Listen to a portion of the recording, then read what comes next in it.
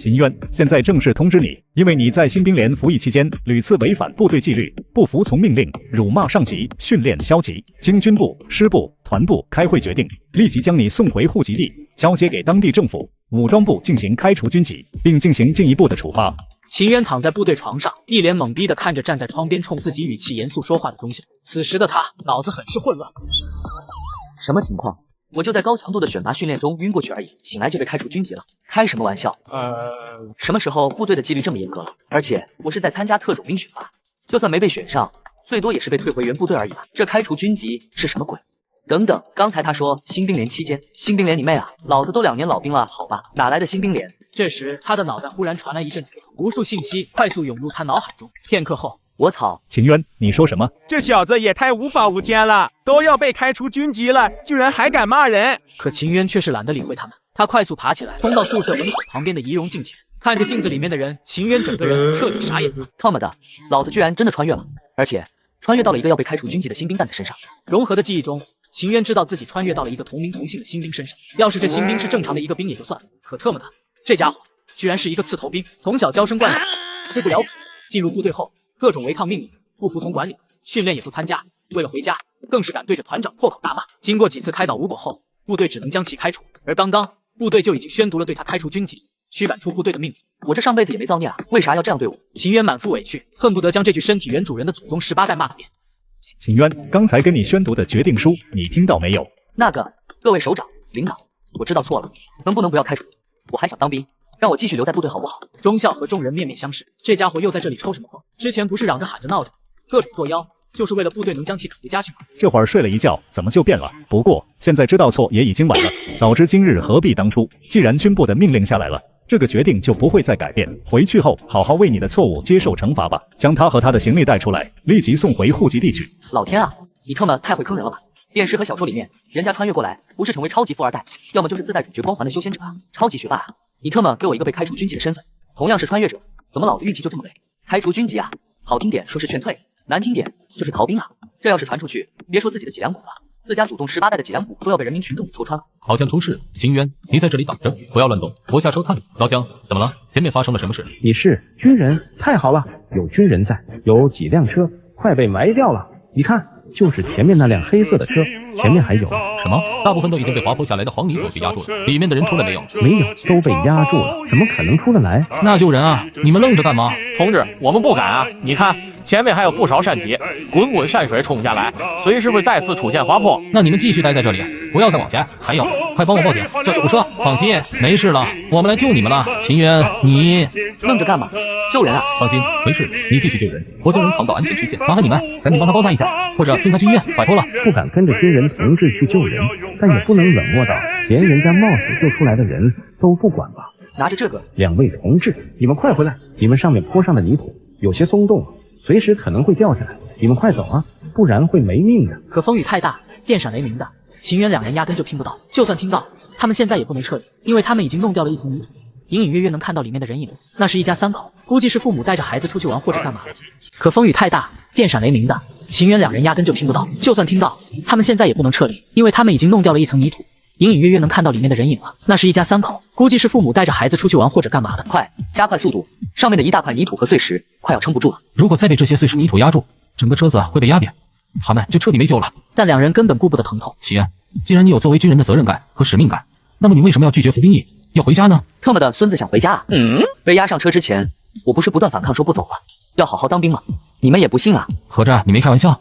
我脑子进水了，拿自己的声誉和前途开玩笑，也只有那个傻逼会这么做。那个傻逼，他是在自己骂自己吗？经过两人的努力，很快便是挖开了一个车门。此时，里面的3人都已经彻底昏迷过去，小孩子4、5岁那样，被妈妈弯着腰保护在怀里。求求你们，救救我的孩子！你放心，我们一定会救你孩子的，但你要先放松，你不先出去，我们没法救你孩子。母亲虽然重伤，但还有一点意识，听到秦渊的话后，这才缓缓松开抱着孩子的手。秦渊，快点，上面要顶不住了。好，很快上尉先救出孩子的母亲，然后赶紧的背着那母亲离开。不好，泥石流来了，上面的那位军人同志还没出来呢。我要完蛋了！秦渊看着那倾盆泻下来的泥石流，脸色瞬间惨白。在最后一刻，他一把抱住小孩，将其护在身下。在被泥石流淹没的那一刻，秦渊的脑海中响起了一道机械声。欢迎宿主来到新世界，神级选择系统已成功觉醒。然而系统的声音响起，秦渊已经彻底晕死过去。上尉和几个首长汇报当时的具体情况，听完后，为首的一个大笑，满脸感慨道：“这可真是一个好战士啊，真是我们部队和军人的骄傲啊！这么好的一个有军人责任感、使命感的新兵同志，怎么会拒绝服兵役？这其中是不是有其他的隐情？你们调查清楚没有？”吴参谋，这个秦渊，我都去做过几次他的思想工作。说实话，他当时的那状态真的不适合当兵，拒绝训练，辱骂老兵班长、领导，三番五次作妖弄乱整体秩序。说实话，我也是真不知道，在人民群众危险来临时，他有那个觉悟，挺身而出。可我怎么听说早上我们的同志要将他带走的时候，他坚持反抗，说要继续留在部队服役，不肯离开。有这事吗？当时军区命令下来了，是强制将他退回去。而且这秦渊在新兵连1个多月，反复无常，各种谎言张口就来，我们都认为他是为了面子，故作说不想走的。报告首长，有件事我想跟你们汇报一下。当时在营救受困群众的时候，我问过秦渊同志为什么拒绝服兵役，他说傻子才想走，他是想留下来的，因为当时救援要紧。我虽然疑惑，但也没有仔细问清楚。这秦渊我也接触过几次，的确感觉他从早上被强制带离的时候，跟之前完全不一样。我猜他可能心里是真的不想回家。如果这次他能挺过来的话，我建议是否要撤回开除他军籍的决定，让他继续留在部队。他救了这么多人，做出了这样的好事，成为大家心中的英雄。可以从一定程度上说，他现在是部队的形象代言人。军区这边不仅会撤回命令，还会给他颁发战功。不过还是得等他醒来问清楚，才能做出决定。媒体那边就跟他们说，他们2个是外出执行任务，刚好碰到泥石流，包括晚点秦渊家属过来，也这么解释，不能伤了人家家属的心。是。秦渊躺在床上，身体是不能动弹的，眼睛也闭着，但他的潜意识是清醒的。系统在，宿主请说。听到系统的声音，秦渊顿时兴奋了起来。居然真的有系统！系统，赶紧介绍一下你自己，还有帮我检测一下我的身体状况。好的，宿主。本系统全名为保家卫国、自立自强、坚韧不拔、勇往直前、不怕苦、不怕死的神级选择系统。宿主也可将系统简称为神级选择系统或者系统也行。所以系统存在的意义就是为了协助我成为一名顶尖的兵王军人，是不是？是的。可我现在就要被开除军籍了，不是军人了怎么办？所以现在系统只是觉醒，还未正式激活。宿主需要想办法重新回到部队，系统才能正式激活。鉴于宿主是因为救人才会受此重伤，系统奖励宿主恢复身体的神级药剂。那还愣着干嘛？赶紧给我服用啊！收到，神级恢复药剂。宿主稍等，融合完毕。系统没啥用啊，还是动不了。该药剂会在8个小时内慢慢修复宿主的主要受伤部位，比如脑部和心脏，这些都需要一定时间，半个月内便可恢复如初，其身体素质会比原来强上2倍。行吧，暂且信你一回。这秦渊是个好兵，可惜他是以这个身份被退的兵。如果他没被退，那该有多好！你说会不会因为他这次救了这么多人，组织会念在他立功的份上，不开除他军籍，让他回来了？如果我是首长，我当然希望这样。为什么？你自己看，连新闻联播都报道了，大家都知道了秦渊和李参谋为了救人不顾自己生命的英勇事迹。如果这时候让大家知道秦渊是因为拒绝服兵役的逃兵，你认为国内外会怎么看？你是说，就算不是为了秦渊，为了部队形象，领导们也会想方设法的让秦渊留下来？国家利益远远大于个人利益。当然，我也希望秦渊经过这件事后能有一点觉悟，改变自己，有那个意愿重新回到部队来。你说的很有道理，这才是两全其美的办法。小渊，你怎么样？还有没有感觉到哪里不舒服？他看着眼前这个男人，脑海中快速搜索眼前这个人的记忆，很快便是知道这个中年男人是自己的父亲。爸，我没事。没事就好。你要是真有点事，我怎么下去跟你妈妈交代啊？首长，我们救的那些人怎么样了？李参谋3人没想到秦渊一醒来，不关心自己的身体状况，反而关心受困群众，心头都是一动。你放心吧，都安全了，包括被你用身体挡着的那小孩也都没事。那就好。秦渊，我给你介绍一下，这位是集团军副军长，他代表集团军来看望你。秦渊同志，我代表军里和被你救的受困群众，感谢你的付出。首长好，我有个请求。你说，只要我们能做的，我们都答应你。我为我自己之前在部队犯的错，向你们道歉。我知道错，当然我也不会逃避惩罚，你们想怎么处分我都行，但能不能不要将我退兵，开除我的军籍？我想好好在部队服役，你们放心，回去后我肯定好好当一个兵，绝对不会再犯纪律。退兵，开除军籍，你们不是说他是跟着出去执行任务的吗？叔叔，你跟我出来一下，我来跟您解释吧。秦渊，你是认真的？你确定想重新回到部队？是的，请首长们成全，给我一个改过自新的机会。副军长和赵德海对视一眼，都是松了一口气。好，这简直我答应你了。你好好休养身体，等康复了就可以直接回去。当然，处分是少不了的，毕竟你犯了严重的错误。不过你救了这么多人，立功受奖也不会少，这两者不冲突。是，谢谢首长。此时的秦渊心头也是大大的松了一口气。直到半个多月后，秦渊这才基本康复。团长好。秦渊同志，欢迎你回来。你回部队的事，团里已经安排好了。现在就是想问一下你的意见。现在有2个选择：第一，安排你继续回作战连队。当然，你要是不想回之前的新兵2连的话，我也可以安排你到其他新兵连。第二，留在团部当个通讯员，工作呢也简单，接电话、倒茶、传达一下命令指令之类的。团长，我想在哪里跌倒就在哪里爬起来。你的意思是你要回到新兵2连？是，请团长成全。好，我尊重你的选择。行，那就说第2件事，关于你之前犯的错，组织这边给你一个大过处分。是，我接受组织的一切处罚。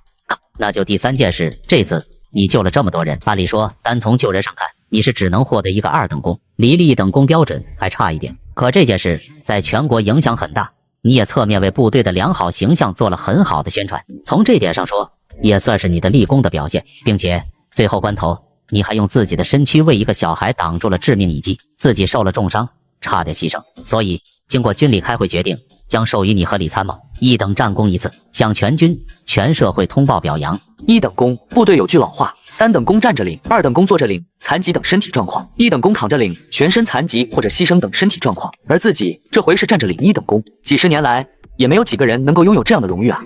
恭喜宿主重新返回部队，系统正式激活，终于来了。宿主可以打开属性面板，看自己和本系统的奖励信息。系统，麻烦打开属性面板。好的，正在为您打开属性面板。属性面板已打开。姓名：秦渊，职务：猛虎团新兵2连新兵，体质200，正常人体质100。备注：在宿主没有不用身体恢复药剂之前，体质为95。技能5，新手大礼包1，军功值1按点。没想到原身体主人的体质这么差，居然比正常人还低5个点。不过现在体质涨到了200，算是正常人的2倍，这体质基本也达到了侦察兵的水准了。系统，这个军功值点数是什么意思？军功值顾名思义，就是宿主在部队立功受奖、做贡献、训练成绩突出、帮扶战友等等。系统会根据宿主在部队的表现，给予一定的军功值点数奖励。比如这次宿主英勇救出这么多人，便获得了1万点军功值。原来如此，那这个军功值有什么用？可用来抽奖，抽奖等级可分为初级、中级和高级。1按点军功值可启动初级抽奖系统，每抽1次需要消耗1000点数。5按点军功值可启动中级抽奖系统，每抽1次需要消耗5000点数。抽奖系统等级越高，抽中的奖励就越好。那抽中的奖励都有什么？各种单兵作战技能、增强体质、伤势恢复等药剂、团队指挥、军工科技技术、世界学科等知识。这个还真不错。请问宿主需要打开新手大礼包吗？打开。恭喜宿主获得初级鹰眼技能，激活该技能后，宿主的视力看东西的时候，不管是清晰度还是距离，可变得比目前高10倍。具备夜视功能，视力有了这功能，不管是在射击上还是侦察方面，自己都会有一个质的飞跃。不错不错，10倍的差距还只是初级的，那中级的话岂不是更强了？秦渊，你小子果然过来了。班副，他居然冲我敬礼了，而且这敬礼的手势怎么变得这么标准了？这小子真的变了。来，你的床铺，班长都给你留着呢，你收拾一下，我先帮你将社会上的东西放进储物室。谢谢班副。我能申请现在去跟着部队训练吗？你想去训练？这2个多月我落下太多了，这不是还有半个多月就要进行新兵考核了吗？我想抓紧点时间赶上来。可你的身体刚康复，我已经好了，不然医院也不会让我回来。我给连长打个电话吧，他同意的话，我就带你去。是，谢谢班副。啥？秦渊主动申请过来训练？行，他想来就让他换好衣服带过来吧。是。班长，我回来了。记忆中，整个部队中，就是不管他怎么做，怎么不好，都只有吴振华对他很有耐心，想要将他开导好。在被强制带走的时候，也只有吴振华依然在坚持给他求情，让组织再给他一次机会。这份情，他自然是要领。3班长，你的兵你带走吧。秦渊，跟我来。我没看错吧？这真的是那个天天嚷嚷着要回家、拒绝训练、辱骂上级的秦渊。你的枪放在武器室内，下次再去拿吧。你先拿我的来练。谢谢班长。既然选择回来了，那就好好训练。班长，我会的，这次回来我不会再让您失望。好，我相信你。你到末尾去跟他们一样趴着进行巨抢训练吧。明天下午要进行实弹射击。新兵连的射击模式很简单，就是100米胸环靶射击，而10环的那个白圈直径是10公分。可当吴振华走到秦渊旁边的时候，看到秦渊的巨抢姿势都十分的正确。痛吗？报告，痛。那为什么不放手？报告，我能忍住。不错，你巨抢的姿势很正确，握枪也很稳。不过我很好奇，你之前都没认真练过，是怎么做到的？报告，我之前是没练过，但我记得您教我们的东西。很好，保持住。说完，吴振华走向下一位新兵。那新兵看到班长走过来，顿时紧张了起来。不行，我要忍住，绝对不能输给秦渊，不然就尴尬了。这点痛就忍不了了。你看看人家秦渊，他第一次都能忍住，你们练了多久了？好意思吗？班长直接走到那新兵的后面，将他的水壶拿了下来，抽出水壶绳子，将水壶绑在枪管上吊着。水壶有2-3斤重，挂上去后，左手小臂会酸痛的更快，右手肘部承担的压力也更大，那滋味是真的不好受啊！班长，不要啊！那新兵哭丧着脸哀求，可吴振华一个瞪眼，顿时将他的表情包给憋了回去。哪知道这时秦渊却是开口了：“班长，我请求往我枪管挂个水壶，满的。”大哥，你搞什么飞机？你不怕疼，我们怕。你这要是挂上去，我们敢不挂吗？那不得被班长骂死去啊！求求不要再连累我们了，好吗？对于这种要求，作为班长自然是最喜欢。吴振华笑着走过去，将秦渊的水壶拿出来给他挂上。完了之后，吴振华看向其他新兵：“你们看看人家秦渊的觉悟，怎么着？还需要我来帮你们把水壶掏出来？”众新兵闻言都是一脸不情愿的拿出水壶挂上。一个下午的训练很快便是过去。好了，射击训练就到这。结束后，我们回到了宿舍。这是你叠的？我去，秦渊，你被子和床铺什么时候整理的这么好了？大家都在忙自己的事，班副也不在班房，当然是我自己叠的了。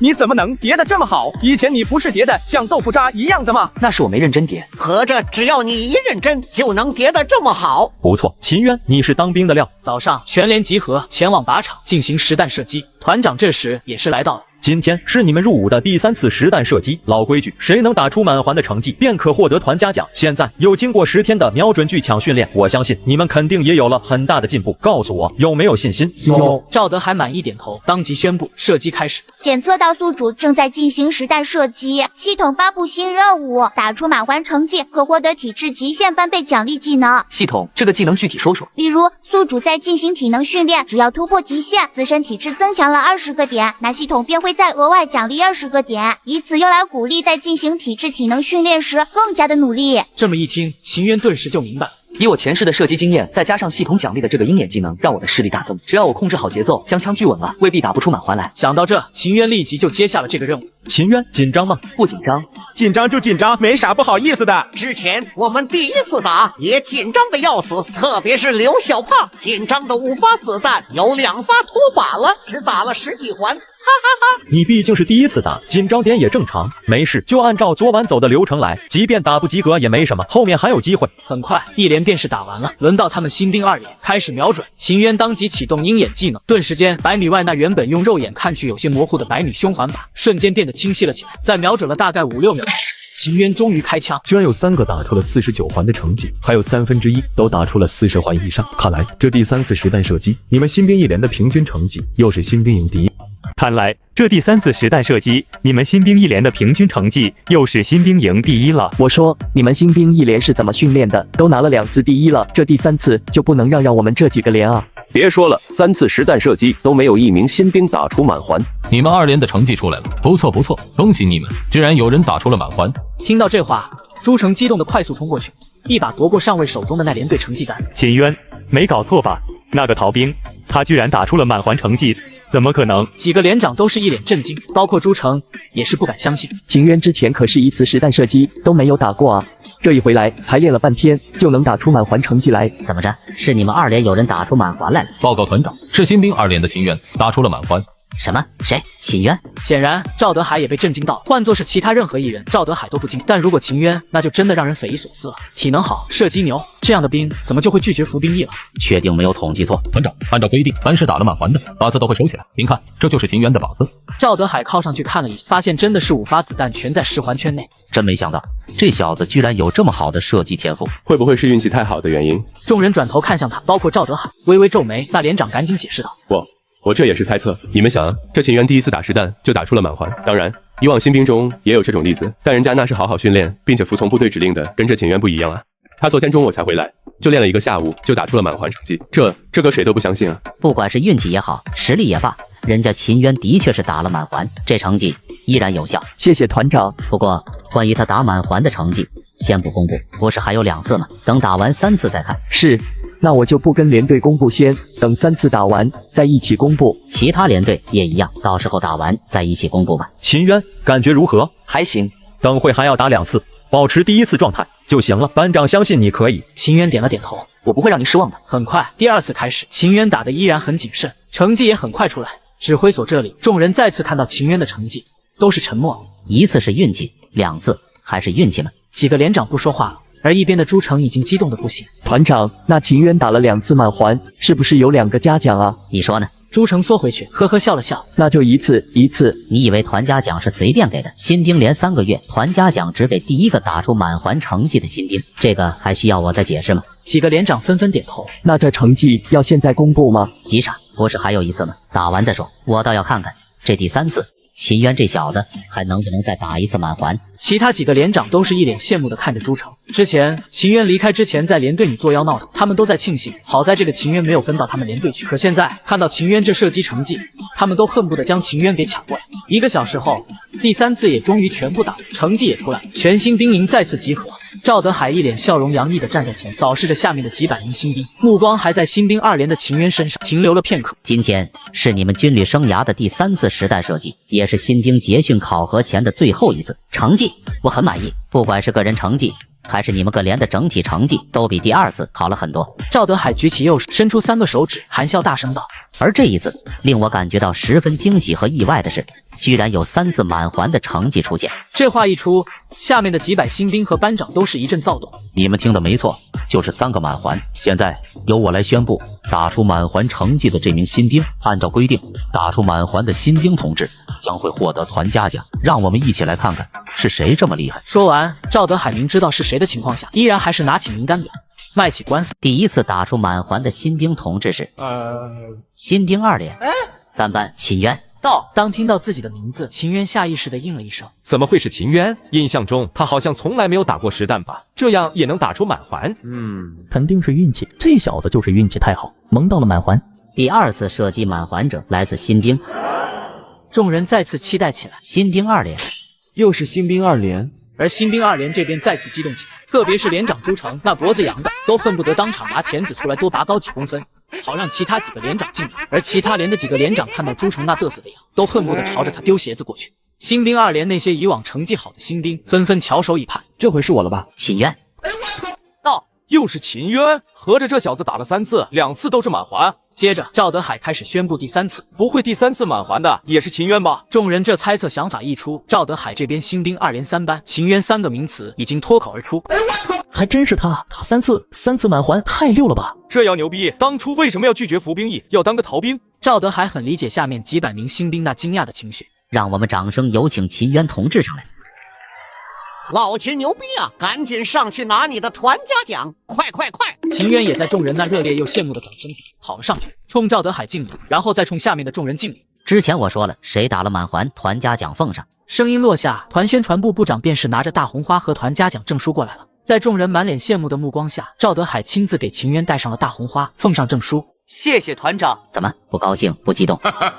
高兴的不得了，激动的不得了。大哥，就算是应付，你也应付得像一点好吗？秦渊下去后，赵德海再次大声道：你们也不用羡慕秦渊，你们也还有机会。再有半个月就要进行新兵连结训考核了。按照规定，综合成绩第1的可以拿到一个3等功，第2名到第10名可以拿到团嘉奖。这话一出，全场的新兵顿时都激动起来，特别是那些训练成绩出色，在部队待了2个多月，他们自然知道一个3等功的含金量有多高。往虚点说，那是军人的荣誉，是部队对你实力的肯定；往实在点说，只要你年纪不是很大，在服役期间拿到2到3个3等功或者1个2等功，就能直接申请提干，成为军官、职业军人。所以接下来的半个月，你们还有很大的进步空间，好好努力训练。我期待你们新兵结训的成绩。颁奖过后，系统声再次响起。恭喜宿主完成系统任务，获得极限体能翻倍奖励技能。恭喜宿主荣获团嘉奖，军功支点加2000。试试抽奖，收大！恭喜宿主抽中臂力力量增强药剂1瓶，融合后可让宿主的手臂力量翻倍。恭喜宿主抽中初级格斗技能，激活该技能后，宿主将自动融合各种格斗技术，让宿主达到特种兵级的格斗水准。瞬间，秦渊便是感觉到双臂隐隐有些发胀，他下意识地握了一下拳头，拳头各个骨关节噼里啪啦的响。秦渊能够感觉到自己手臂的力量有了很大的提升。不错不错，着实不错。这傍晚的体能训练又要开始了。看着一众新兵那紧张的情绪，朱成骂道。看你们那点出息，不就是跑个步吗？有必要这么紧张吗？不过看在你们今天射击成绩不错的份上，今天的3公里……一众新兵闻言，顿时露出了极为期待的眼神。还是要跑的，不过当作是活动一下身体，适当性的跑一下就行了。众新兵闻言，这才松了一口气。你们今天能这么轻松，要感谢秦渊。如果不是秦渊3次满环，让我们连在靶场出尽了风头，给连长争了脸，就你们那些成绩回来，那就不是3公里那么简单了。几个新兵纷纷点头，冲秦渊连连感谢。行了，既然连长都这么说了，你们今天就当放松一下跑吧。说着，吴振华看向一边的秦渊。秦渊，你也一样，你的体能素质不错，该休息就休息放松。班长，我能按照自己的节奏跑吗？当然，今天是自由跑，只要在15分钟内跑完就行。半个月后，他的身体素质已经达到了300，是常人的3倍，这都是他这半个月拼命换来的。秦渊，准备考核了，紧张吗？还行吧。你小子，不管什么时候问你，你都说还行还行，总给人这种模棱两可的回答，最后又做出了历史成绩，你这种谦虚就是变相的装逼，懂不懂？这年头谦虚也犯法吧？很快到了考核的日子，报告考官同志，3班新兵集合完毕，应到8人，实到8人，请您指示。3班班长吴振华。好的，那么我讲一下考核规则。20分钟内，请按照部队内务卫生条例规则整理好你们的床单、被子、床底摆放的鞋子、作战背包、储物柜的军用物品等。整理好后，回到床位前站好，喊报告。听明白了吗？明白。首先，恭喜你们顺利的完成了新兵连3个月的训练。3个月的训练，让你们从一个普通人成功转化成一名合格的军人战士。今天将是你们正式成为一名合格军人的第一天。我希望你们永远记住这一天，保家卫国，全心全意为人民服务，牢记使命，不负头顶的军徽和一身戎装。记住没有？记住了。现在我宣布新兵上衔仪式开始。新兵2连秦渊，掌声有请。秦渊，你没让我们失望，你真的做到了。以后我会做得更好。我相信你。好了，新兵表彰大会完了，现在来说第3件事，关于秦渊同志和我们团部李参谋在滨海市泥石流事故中冒着生命危险救出10几名受困群众的事。大家也都看了新闻了，这2位同志不顾危险，毅然决然的一次又一次冲进事故地点，用双手抬车扒土，浑身是伤，甚至于在泥石流再次爆发都不忘用自己的身躯挡在受困群众面前。他们是英雄，是军人的骄傲，你们要以他们为荣，向他们学习。下面我宣布对他们在此次事故中的英雄表现的表彰，请李参谋上来。经军区司令部决定，鉴于2人在此次泥石流事故中的英勇表现，给予李参谋记1等战功1次。李参谋的军衔将从上尉破格提前升为少将，任团参谋部副参谋长。给予新兵2连秦渊同志记1等战功1次。但你之前犯过错，组织这边要暂时停止对你的提干，看后期表现再决定。是，有1等功就很好了，我不敢再奢求提干。好了，今天休息1天，不用训练，该玩玩，该唠嗑就唠嗑。明天就要分连队，下连了，你们将会被平均分配到全团10几个连队。虽然还是在一个团里面，但部队训练任务中，以后想要见面相聚的时间可不会有多少。好好小告别一下，今晚全营聚餐，弄个烧烤篝火晚会，解散。什么开心的事？我老婆生孩子。你已经有老婆了？我是昨晚梦到我已经结婚了，老婆给我生了一个大胖小子。班长，您是哪个连队的？我跟你们班副都是战旗7连的。战旗7连也可以叫做是侦察7连，是我们团唯一的一个从红军时期走出来的英雄荣誉连队。战旗7连听起来很屌的样子，但为啥要叫战旗7连啊？你们在家看过抗战时期的电影或者电视剧吗？班长，你是说那个扛着战旗冲锋的就是战旗连的？没错，可这也会让护骑兵成为最显眼的目标，也是敌人最想干掉的目标。秦渊，看来你对护骑兵也有些了解，来说说看。战旗是军人的信仰，更是鼓舞他们前进的动力。我的理解是，战旗不倒，冲锋不止。护骑兵的职责就是保证在任何的冲锋战斗中保持战旗不倒，并且一往无前的往前冲，冲在最前面，哪怕前方是枪林弹雨、刀山血海，他们都必须克服所有恐惧，不怕受伤，不怕牺牲，一往无前，直到将战旗插在敌人的核心阵地上，直到这场战斗胜利。而后面的战士会跟着战旗所在的方向发起猛烈进攻。那一张在硝烟战火中飘扬的红色战旗，就是他们的信仰。战旗不倒，信仰永存。说得很好，说的也完全正确。看得出来，你们对护骑兵都很感兴趣，因为只要冲锋号一响，由护骑兵带头，无数先驱前辈就会如雨后春笋一般疯狂涌出，朝着他们的阵地发出最猛烈的进攻。而等最终的战争胜利到来的时候，只剩下20几人，也就是说，所有编入战旗连的几千名前辈，只有20几名活到了抗战胜利。吴振华说完，包括秦渊在内，眼眶都湿润了。班长，那我们有机会进入战旗7连吗？可以啊，在新兵连3公里可以跑出10分半以内的成绩，都可以加入战旗7连。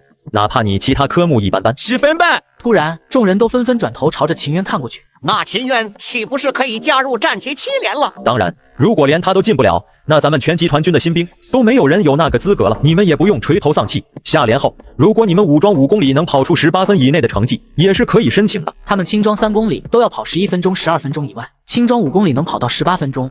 就很不错了，更别说传说中的武装5公里。想要成为战旗连的兵，体能是必须要非常过关的，因为他们负责带头冲锋，不管是速度还是体力，都必须要远强于其他士兵。只有这样，才能保证战旗冲锋不止，才能保证敌人的子弹不会轻易打中你。下面念到名字的新兵出列，按照我念出所属的连队，站在我后面这排士官的后面。希望你们下到连队后，能保持新兵连期间的严谨和努力。好了，各连队班长将人带走吧。这就是荣誉连队的待遇吗？这时，朱成也回来了。一众新兵这才知道，朱成居然是战旗7连的连长。怎么，很意外？新兵纷纷点头。咱们团就这么大，新兵营就有5个连长，我是你们下连后的连长，概率也不低啊。这里是强者待的地方，你们成不了强者，那就离开。都听明白了吗？明白。他是我们7连的老兵，刚扛着50斤的原木，跑完10公里刚回来。我操！就这体能训练强度，只怕也只有特种部队才会有吧？一个常规野战侦察连，居然也搞这么大的训练量，疯了吧？现在才知道为什么下连分配只有他们9人能进来7连了。以后你们会熟悉的。班长，没想到你在7连，而且还是3班长啊！你小子也不是也在3班吗？你以后就用这个床位吧。是。7连因为对士兵的要求比较高，所以在编人数并不多，每年能够进入7连的新兵一般不会超过15个，而其他连队都不会低于30个，只有其他连队的一半吧。每个班5到7个人，也够形成一个班级战斗小队。那全连的义务兵不是只占1/3左右？对，7连士官和军官居多。你继续整理，我先帮你将东西放回储物室。吴振华离开后，几位老兵一脸疲惫地走了进来。哟，你就是新来的新兵蛋子啊？是，各位老兵好，我叫秦渊。你就是那个被开除。那老兵当即反应过来，忘了团里下了死命令，不允许讨论任何关于秦渊之前拒绝服兵役被开除军籍的事情。秦渊，我知道你入伍3个月，因为救人荣获1次个人1等功，3班欢迎你。我是3班副班长罗杰。班副好。他们3个是全连大半人，在新兵连期间基本都是前10的成绩。这点秦渊已经猜到了。从今天开始，我就不是我们班最小的兵了，哈哈。秦渊，其他老兵是不是真心欢迎你到来我不知道，反正我是肯定十分欢迎的。军龄年纪而已，但训练成绩我看未必。不是，班副，你这也太小看我了吧？虽然去年我也只是新兵连第3，但怎么说也在7连训练1年了，难道还能给新兵比下去了不成？也不是没有这个可能。说完，这时班长吴振华走了进来。都认识了？认识了。那以后就照料着点。秦渊刚来，很多事情不了解，你们这些士官老兵多注意一下。是。行了，赶紧整理好装备吧，准备开饭了。我叫吴一峰，是战旗7连的指导员，我代表战旗7连欢迎你们的加入。接下来的1个下午和晚上，将由我来带你们熟悉7连的荣誉历史，你们要好好听，好好学，更要记住我们7连无数先驱前辈，明白吗？明白。 9人都十分认真，而且越是随着深入的学习，他们对战旗7连和无数先驱前辈就越是尊敬。回到班房后，发现班长端着一碗面条，吃吧，专门给你留的。谢谢班长。今天学习完连史了，有什么感想？班长，我要成为护骑兵。既然你在上面学习过连史，那应该知道成为护骑兵的条件吧？知道。那你还想成为护骑兵？想。好，希望你能为此而坚持。我会的。护骑兵考核每半年一次，现在已经4月，也就是说，你还有3个月的时间准备。3个月够了。 第二天集结完毕后，昨天我们战旗7连迎来了9名新成员，为我们战旗7连增添了一股新鲜血液。而你们9人昨天也学习了连史，都已经知道我们战旗7连存在的意义。我们战旗7连依然还是龙牙特种部队的头号针对目标。如果今年还是像去年一样被龙牙给包了饺子，看结束后我不包了你们一层皮。都听明白没有？明白。现在是早上7点45，各班去领取武器装备，5分钟后全员集合。早上新兵进行抗眩晕机械训练。很快，所有人便是武装好装备，直接带往3营综合训练场。 班长，我们是侦察兵，为什么要训练抗眩晕啊？确切的说，我们是装甲侦察兵，也就是车载步兵。每个班配置1辆步兵战车，具备班级单位战时运输与战斗性能。原来我们还算是装甲兵啊！以前打仗，大多数部队是靠双脚，现在是要协同各类型装甲战车一起战斗。这样，不管是步兵作战能力还是机动性，都远远高于纯步兵兵种。班长，即便我们是装甲侦察部队，那这跟抗眩晕又有什么关系？一边的秦渊忍不住说道：“就算没有坐过装甲车，但至少…… 你们也在电视、电脑上看到过吧？装甲车内部空间有限，且几乎全部密封，异味很重。加上装甲部队几乎都是在山里面战斗，跟坦克差不多，山路崎岖不平，装甲车的平衡性也比较差。几乎全程都在晃动，没有一定的抗眩晕能力，只怕开不出几百米就能将人晃晕，估计前2天吃的饭都要倒胃吐出来。秦渊这么一说，众新兵终于也明白过来了。这时，一名军衔上有几根粗杠的士官走了过来。都到齐了吗？报告士官长，9名新兵全部到齐。我叫黄小辉，战旗7连2级军士长，你们也可以叫我士官长。接下来，你们部分军事科目的训练由我来负责。士官长好。你们9人都是在新兵连时成绩比较突出的，或许你们有一定傲气，认为自己实力很强，但在我这里，你们就跟小白一样，离成为一名合格的战旗7连的侦察兵还有很大的差距。而我的任务就是将你们训练成为一名合格的侦察兵。今天的抗眩晕训练只是开始，我的要求很简单，我不看你们的成绩，只看态度，态度积极，够努力，拼命，成绩即便一般，我也能容忍。但如果消极训练，但凡我发现一次，就立即给我滚出7连。7连从来不需要孬兵，我有这个权利，不信你们可以试试。秦渊用实力完成抗眩晕训练，获得全连第1的成绩，全员震惊，士官长对他刮目相看，并且通过白线完成了射击，打出了5发全中。这是什么神仙枪法啊？这秦渊太恐怖了。9班副带着极为震惊的语气，将靶子递了过去。连长、士官长，你们看，5发子弹全部上靶，而且5发子弹全部打中了士官。朱成和黄小辉仔细看完靶子后，也都是纷纷转头看向了秦渊。秦渊，从今天开始，这个科目你不需要训练了，后面可以跟着老兵进行这个科目的实弹射击训练。你现在在这里做到了，但未必能在装甲车行驶射击中做到。后面你还需要在装甲车行驶中进行系统的训练。这个我清楚，我会努力的。秦渊，早上你不用待在这里了，去老兵那边找你班长，跟着练400米障碍吧。是。你们也加油，我在老兵那边等你们。报告，班长，我来了。你怎么来了？你不是在跟士官长进行抗眩晕训练吗？不会是偷偷溜过来了吧？如果是的话，赶紧回去。要是让士官长知道的话，就算是连长都保不住你。班，您放心，是士官长和连长同意我过来跟着老兵一起训练的。连长和士官长同意的？你是说抗眩晕训练你已经通过士官长的考核了？是的，我通过了考核。据我所知，这个科目想要在士官长那里过关，至少要无保护完成2旋踢旋转，然后通过白线，最后完成30米的靶子射击，打中3枪以上。是的，我完成了，而且我打中的不是3枪，而是5枪全中，所以士官长才同意我过来的。吴振华压下震惊，一脸惊喜地问道：“秦渊，你说的是真的？”班长，我就算是敢骗您，也不敢骗士官长了。吴振华一脸激动地拍着秦渊的肩膀：“真是好样的，真是给你班长我长脸了。”老兵们围了上来，一脸好奇地问道：“秦渊，快跟我们说说你是怎么做到的？”说什么说？要说也等休息或者带队回营房再说。给我继续训练。吴振华冲秦渊指着400米障碍：“了解这个吗？”了解。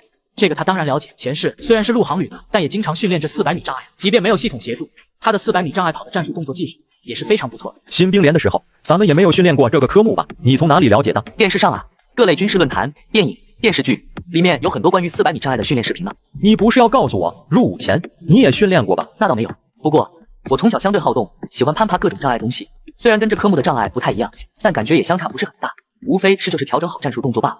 我想我可以很快适应。但咱们连对这个科目的训练考核跟其他连队不太一样，我们的要求是在过障碍的时候需要完成射击。秦渊一怔，有些不解，这也算是结合咱们战旗连的独有特性吧。过障碍的运动中，不可避免的会有敌人出现。一般来说，我们战旗连的战士有分批次守护在扛旗冲锋的护骑兵附近，防止扛旗的护骑兵牺牲，可以第一时间接上。而这个过程中，他们也是需要跟着战斗的，也算是护骑兵的护卫兵，保证护骑兵能够安全的冲锋。不着急训练，先看看，马上开始了。很快，老兵这边便是集合了起来，连长朱成也回来了。好了，今天的训练考核准备开始，老样子，成绩不合格者今天就不要休息了，给我在这里练吧。是，明白。对于朱成对待训练的高要求，他们这些老兵自然都了解。不管是任何训练，只要没有达到连队的考核标准，那接下来绝对要被练掉一层皮。等会你不要急，跟我一组。我跟连长说了，你是第一次，不用太在乎成绩，先跟着熟悉战术动作再说。我会先领先跑你一个障碍物，等下你跟着我的动作来。如果有感觉不行的，可以先停下来。班长，不用这样的，我可以自己跑的。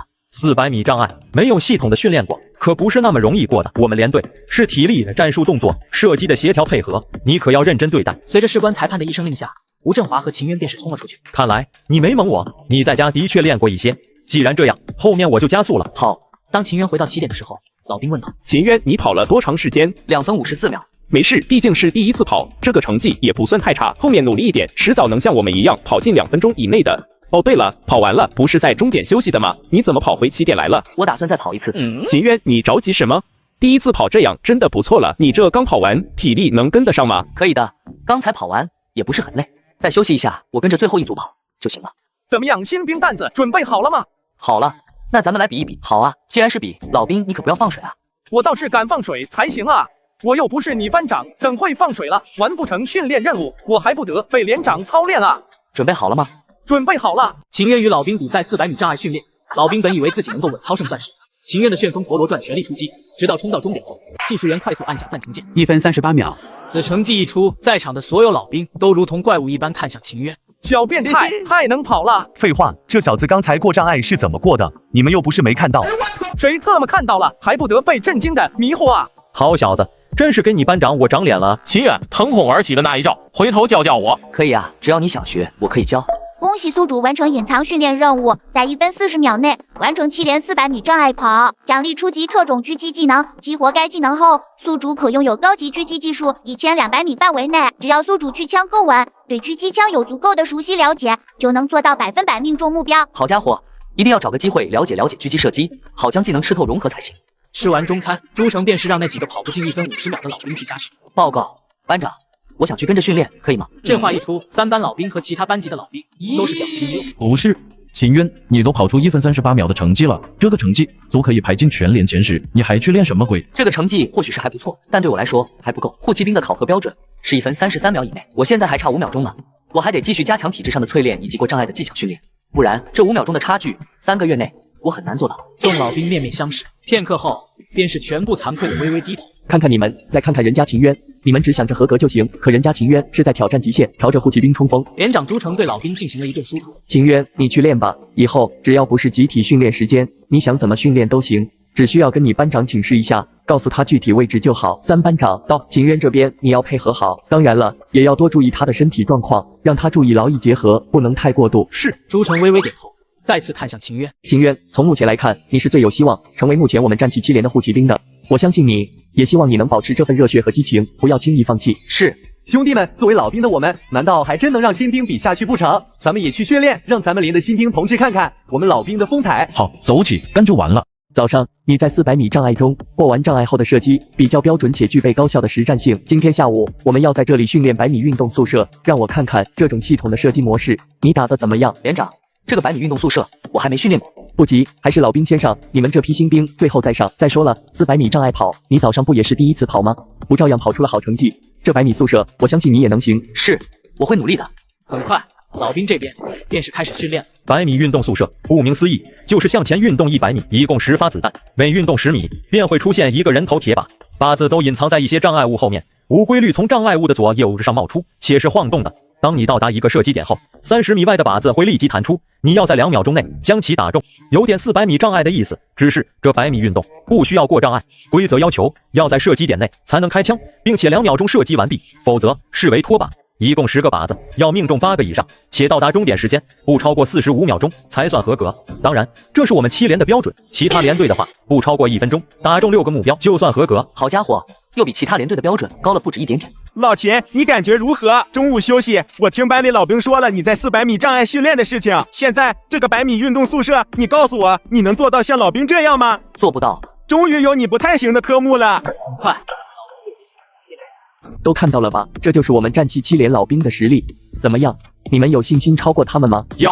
行了，咱们也不废话，有谁愿意上来先试试吗？连长，我来吧。见秦渊主动站出来，朱成是一点也不惊讶。好，还有吗？一组2个。欧林下意识地看了一下其他几个新兵，见他们不动，一咬牙，也是跟着站了出来。报告连长，我来。不错，你们2小子没给我这个新兵连长丢脸。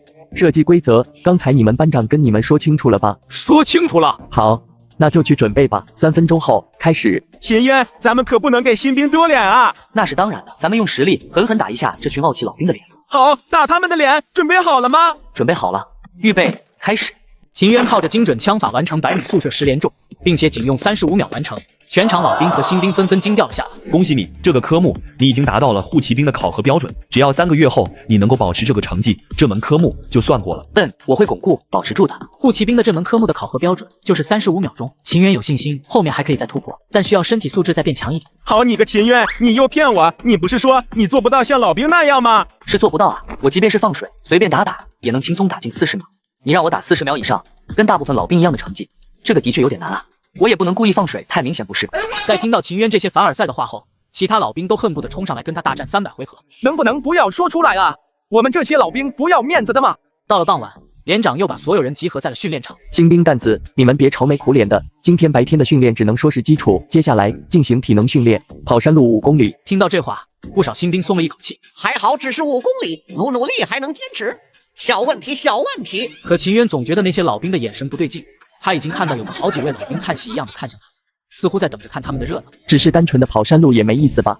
给你们加一点点难度。紧接着，他们眼睁睁看着朱成拉开了一个用塑料布盖着的车，众人看着车厢里的原木，目瞪口呆。每人扛着40斤1.5米的原木，跑完这5公里。因为我们是战旗7连，我们的肩上要扛战旗，记住这40斤原木的重量，这是你们肩膀上责任的重量。朱成的一番话，顿时激起了大家心中的热血。连长，我先来。连长，还有我，给我也来上那么一根。我也没问题的，我将来可是要扛国旗的人。新兵们跑了2公里之后，明显感受到了个体力差距。这40斤的原木，一开始并不觉得是负担，可跑得越久，越觉得自己的肩膀上仿佛扛了1000斤，压得他们抬不起来。看新兵们一个个唉声叹气、愁眉苦脸的样子，老兵们毫不留情地嘲笑：怎么刚跑3公里就被原木压趴下了？连长，你下次给他们找一批10斤的原木，让他们先找手感，上来就40斤，哪个新兵能受得了？你们觉得这批新兵里有能行的吗？秦渊作为今天上午备受瞩目的超新星，秦渊自然成了大家的关注对象。但秦渊依旧不紧不慢地跟在老兵队伍的身后，跑在新兵队伍的最前面。秦渊这小子可真不简单，他肩膀的衣服都磨烂了，居然还表现得若无其事。咱们当初训练的时候不是这样吧？我怎么不记得我肩膀被磨烂了？废话，你进7连的第1年就能跑进20分钟内了吗？还愣着干嘛？咱们不能被一个新兵给比下去吧？秦渊拼尽全力，终于代表新兵第一个也是唯一一个跑进20分的人。秦渊他真的还是人吗？同样是新兵，怎么感觉他就强我们这么多啊？不行了，我快要累死了，我觉得我的肩膀都快不是我的了，马上就脱臼了。也幸好有秦渊在，不然咱们在老兵面前就更抬不起头了。秦渊这是给咱们新兵争气。老兵们对秦渊更是赞赏。秦渊这小子的爆发力很可以啊，后面他竟然还能保留体力冲刺，这在新兵里也算唯一一个了。吴振华担心地走过去，看了一眼秦渊的肩膀。你瞧瞧你那个肩膀，赶紧处理一下，怎么刚开始训练就血肉模糊了？开门口，后面结疤，皮就厚了。一直在一旁默默观察的朱成，这会儿站了出来。新兵们，你们对自己满意吗？我是挺开了眼的，新兵里最好的成绩能排到全连前5，最差的人跑了足足40分钟。你们当这是马拉松吗？战旗7连对体能要求非常严格，跑不动那就趁早打报告，我送你们离开。明天开始，凡是没跑进20分钟内的，早上早起1个小时进行体能训练。是。朱成看向秦渊，关心地问道：秦渊，你跑步的时候就没想过跑得快，原木会磨损肩膀？报告，从来没想过，因为我只想着完成目标。很好。保持好这种心态。是。秦渊，你步枪打得很好，很有当狙击手的潜质，怎么样？要不要试试狙击射击？当然要试试。行，七班副，你带秦渊去试试狙击射击，看看他的潜力如何，能不能培养成狙击手？是。你跟着七班副去吧，他们那边有专门的狙击场地。七班副是我们7连最优秀的狙击手，1000米的目标命中率高达50%，800米更是达到了70%以上。这个成绩在常规部队中都算是非常厉害的，绝对算得上是一名一流的狙击手。看到七班副带着秦渊过来，7连狙击老兵好奇地问道：七班副，秦渊也要进入我们7连狙击组了吗？是不是？等他打过，看看他的狙击天赋如何才知道。秦渊，你对狙击射击有了解过吗？我当然了解，而且你们很多不知道的狙击知识和技巧，我都精通了呢。入伍之前，我喜欢看各种狙击方面的电影、电视，还有网上的一些资料，也有看过，算是了解过一些吧，但也说不上有多了解，还是需要七班副教导一下。没想到你对狙击这么有兴趣，还没入伍就了解相关的知识了。那你会计算弹道吗？会一点。去拿把狙击枪过来。副班对我讲述狙击的物理知识，没想到我能够倒背如流。秦渊，你的数学物理知识很好，很少有人能够学一下就能轻松算出来的。就是我当年开始跟士官长训练学习的时候，也需要1周才勉强能算清楚一些呢。你倒好，短短半个小时时间，居然就掌握了。我高中时就对数学和物理感兴趣，可能很大原因是因为这个吧。班副，不如让我打2枪试试，毕竟理论是理论，但有没有天赋，还是要看射击的效果。好，那就试试。咱们在实践中学习。这个狙击靶场是从300米开始设置靶子的，只能射击300米的，有问题吗？没问题。那你先自己按照刚才我考核你的，观察现在的环境因素，计算出调整参数的数据，自己调整。是。秦渊感受一下周围，然后便是开始调整。按照初级狙击技能这边的指引，秦渊在瞄准了大概2秒钟后，不断开枪。就瞄准2秒钟就射击，大哥，你就这么有信心吗？把好把好，3号把位，报靶。报告，3号300米靶子上靶完毕。居然打中了，秦渊再打5枪。他有点怀疑秦渊的这一枪是蒙的，因为没有人可以第一次就能打得这么准。是。又是在瞄准了2秒钟后，枪声再次响起，紧接着每秒钟秦渊便是打出1枪，5枪也仅仅是7、8秒钟就全部。报告，3号靶位300米靶子命中无法完毕。听完报打员的话，在场的几人都懵逼了。特么的打这么快也能全部命中。大哥，你确定是第一次打狙击？我这300米算是过关了吧？是的，过了。那我想试试800米，可以吗？七班副本能的想要直接拒绝，但也想让秦渊知道，狙击射击距离每增加1点，难度就翻倍增加的道理。为了打击一下秦渊，防止他自傲，七班副当即答应了下来。好，可以。这一次，秦渊瞄准的时间相对长，但也不会属于你。报告，3号靶位800米靶子，命中4发，完毕。几人咽了咽口水。第一枪我可能是不太熟悉这个距离，拖把了。此话一出，众老兵差点就要对着秦渊狂喷了。你才练了多久啊，就能打出80%的命中率？你居然还在这里叹息？大哥，你知道你旁边站着几个连50%命中率都做不到的可爱老兵吗？再来一次的话，应该是可以全部命中的。那啥，七班副，我能再试一次吗？你不用问我，以后你就是狙击组的老大，我不配。有人被打击到了。秦渊再次装好实弹，瞄准射击，有了前面1次的经验，第2次果然5发全中，800米距离，100%的命中率。班副呢？在后面抽烟呢。班副要怎么打多远？你自己跟我好说，对讲机给你。秦渊，你不用看我们，就这个狙击天赋，我们在你面前就是小弟中的小弟，你自己决定怎么打。麻烦帮我准备一下1200米的靶子。从800米直接升到1200，大哥，你是真不想当人啊？你刚才说多少米？1200。秦渊一怔，点了点头。是不允许打这么远吗？可我看这靶场的1200米处也有靶壕呢。我的意思是1200米，超出有效射程400米，你要打这个距离？是的，我想试试。在我看来，1000米和1200米相差也不是很大。七班副和老兵们面面相视，不大吗？为毛我们觉得800米后每超过10米都相差很大啊？更别说相差400米了。报告，3号靶位1200米靶子已经立好，可以射击。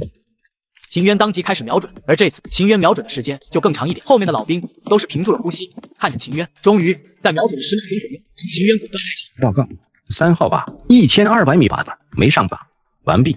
老兵们和9班副闻言都是松了一口气，脸上终于是露出了一抹如释重负的笑容。倒不是说他们看不得秦渊强大，他们只是单纯的被打击怕了。秦渊啊，你也不要灰心失望，你那1200米已经超出狙击枪有效射程400米了，打不中也很正常。是的，这400米的距离可不是那么容易计算的。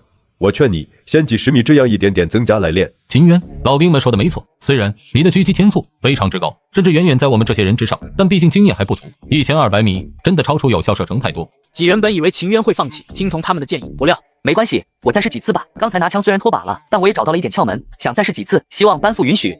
你啊，真是不到黄河不死心，随你吧。这时朱成走了过来，教的怎么样了？七班副当即跟他说了一下秦渊的情况。当听到秦渊能够100%命中率打中800米目标的时候，朱成也是被震惊的不行。你小子真的是一次又一次的给我惊喜啊！行，你继续打你的1200米，我倒想看看你是不是真的领悟到了狙击窍门。等靶子设置好后，秦渊再次开始瞄准。这次他没有瞄准多长时间，跟之前打800米目标一样，也是1-2米一枪，10秒钟不到，已经5枪都打完了。报告，射击完毕。怎么，你打这么快，还这么有自信打中？中没中，让报靶员将成绩报过来就知道了。报告，3号靶位1200米靶子，命中5发，完毕。又是5发全中，大哥，那可是1200米啊！你以为是120米啊？求求你当个人吧！只可惜这靶场最长也只有1200米，如果能再长一些，或许我还能再试试更远的。朱成一下子也不知道该怎么说了。这个的确是没法再长了，1200米的距离都算是比较远的了。据我所知，全军常规部队大多数的靶场只有700-800米，能有1200米的也只有那些1级应急部队，想要更长的，只怕也只有特种部队了。那既然远不了，能不能弄成运动的？你是说想200-300米那种滑轨靶子？是的。这个也不是不可以，但也需要向团里申报，即便申报下来，也需要一段时间来布置。那还是不要这么麻烦了。不过我倒是有个法子，在1200米处树立一个高一点的丁字木桩，上面挂上瓶子，安排一个靶壕人员，让瓶子摆动。毕竟狙击手的目标可不仅仅是处于静态状态的，更多是动态且不规律的。想要成为一名顶尖的狙击手，必须要具备打动态目标的能力。秦渊狙击射击1200米，连长朱成看得目瞪口呆，直言要满足他的一切训练要求。秦渊的狙击天赋很高，你这边一定要好好看好，后面他想怎么训练就怎么训练，子弹无限供应，你好好配合他。秦渊，你还有什么需要就跟7班副说，他会安排。是，谢谢连长。1个多小时后，狙击靶场上，秦渊不断的瞄准1200米外那2个中路，开始5枪才能打中，可在调整过后，便是3枪能中1枪，而又在练了小半个小时后，秦渊已经可以做到1命。接下来的1个月，秦渊每天都跟着老兵们训练各个科目，而每个科目他都能很快上手，其成绩也都能位列全连前茅。而秦渊也逐渐从一个新兵，成为能协助士官长或者班长们训练新兵和老兵的教官。3天后就是军区大演习，这3天时间，各班按照之前讨论的战术，好好讨论学习好，每个人都必须给我打起12分的精神来学习。这一场演习，我们要面对的敌人是前所未有的强大，因为他们是特种部队，对于特种部队，我们没有去研究过，更没有跟他们交战过的经验。但是哪怕他们再强大，我们战旗7连也无所畏惧。让他们看看，特种部队也没有什么了不起。告诉我有没有信心？战旗7连所有战士高呼信心满满。很好，希望你们不要让我失望。解散。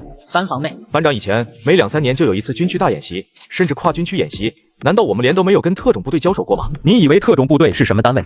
是你想碰到就碰到的。虽然说我们战旗7连是从战争时期杀出来的英雄连队，在全师几十个连队中也是数1数2的存在，但全军区几十个师、数十万人部队，与我们战旗7连一个级别的尖刀连不下20个。你们认为人家特种部队看得上我们，非得每次演习都带着我们不放？众老兵闻言也觉得在理。一个中队多的5、60人，少的也不过一个排的兵力，几十人来对抗我们全团3000人，当然也不仅仅是他们几十人而已，还有他们的红军常规部队。但这个导演部没有说，只是因为龙牙特种部队是特殊兵种，才会在规则上说明罢了。龙牙也太看不起我们了，这次演习如果能遇到，我们定要让他们看看我们战旗7连的实力。班长，那您知道咱们军区的这个特种部队的大概情况吗？吴振华微微摇头。当然，不然特种部队怎么组建？特种部队每隔1、2年就会弄一次特种选拔，他们会通过演习、集团军或者师里的比武之类的方式拿到那些尖兵的资料，然后会找到那个尖兵所在的部队，下达招兵通知。因为他们是特殊兵种团里是不能拒绝的。当然了，是个人可以选择拒绝，但试想一下，咱们当兵的，特别是我们常规部队的兵，有几个能拒绝得了成为特种兵的诱惑？如果给你们机会，你们难道不想成为特种兵吗？不过龙牙里面有几个特种兵倒是从我们战旗7连进去的。咱们7连的人难道是像电视电影那样，特种部队是真的从常规部队里招人的？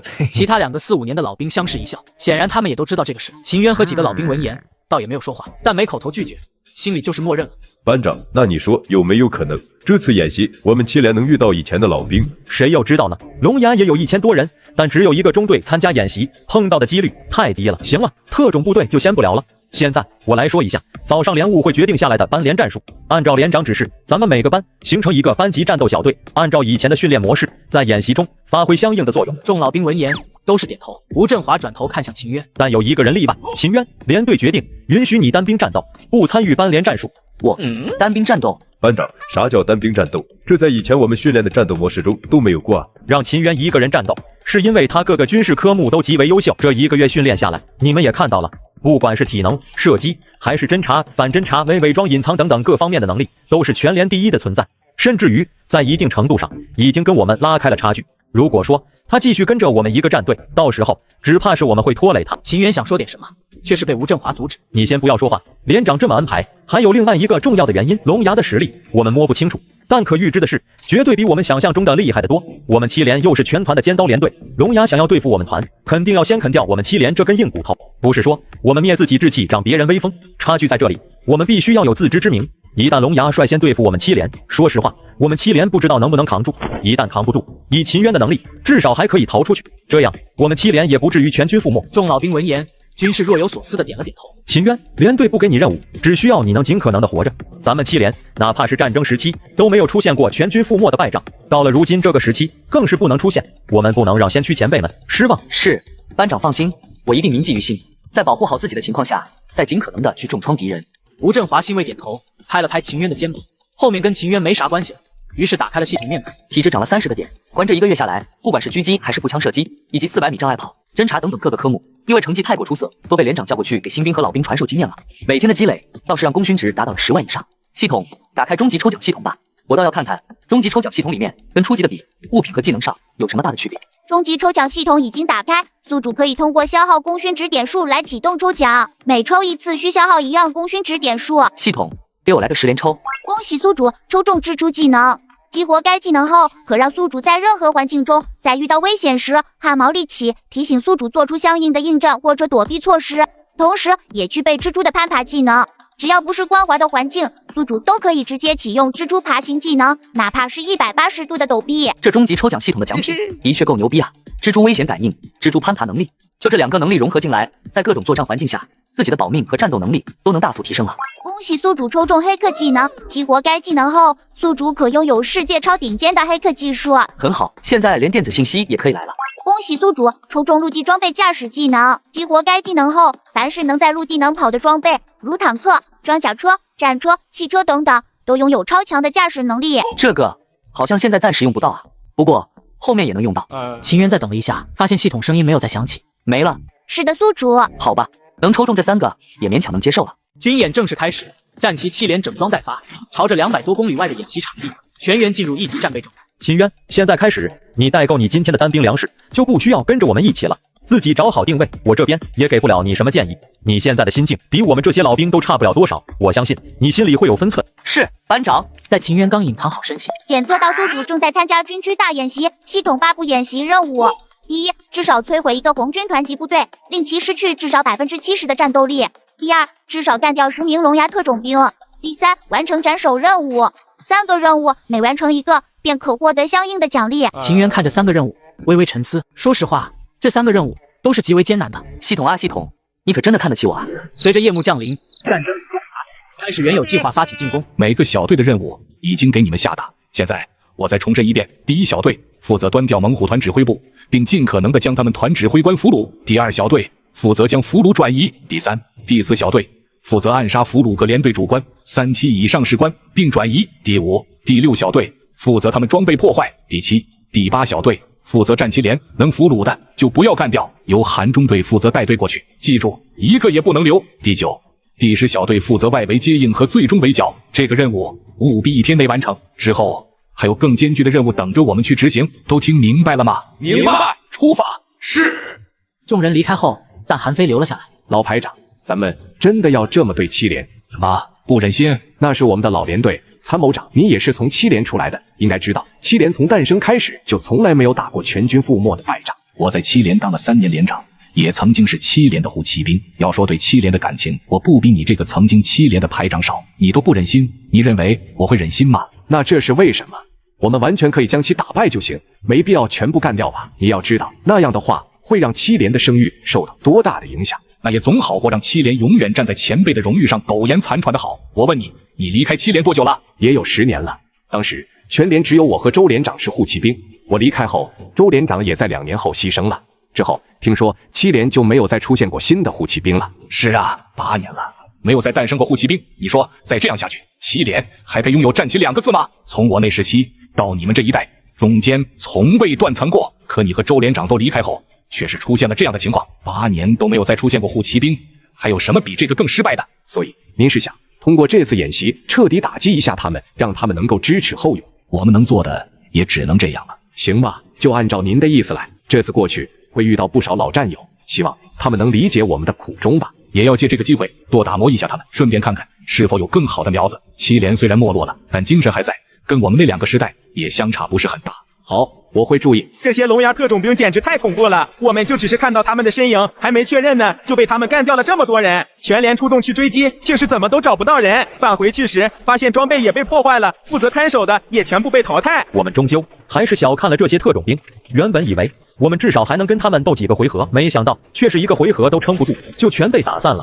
这回我们7连只怕要完蛋了。可是我们现在这么分散，他们人数也不是很多，应该难以将我们都干掉或者抓住吧？全团几千人，几10个连队，可你看看，对付我们7连，从破坏力来看，至少动用了2个特战队。这群龙牙特种兵太欺负人了。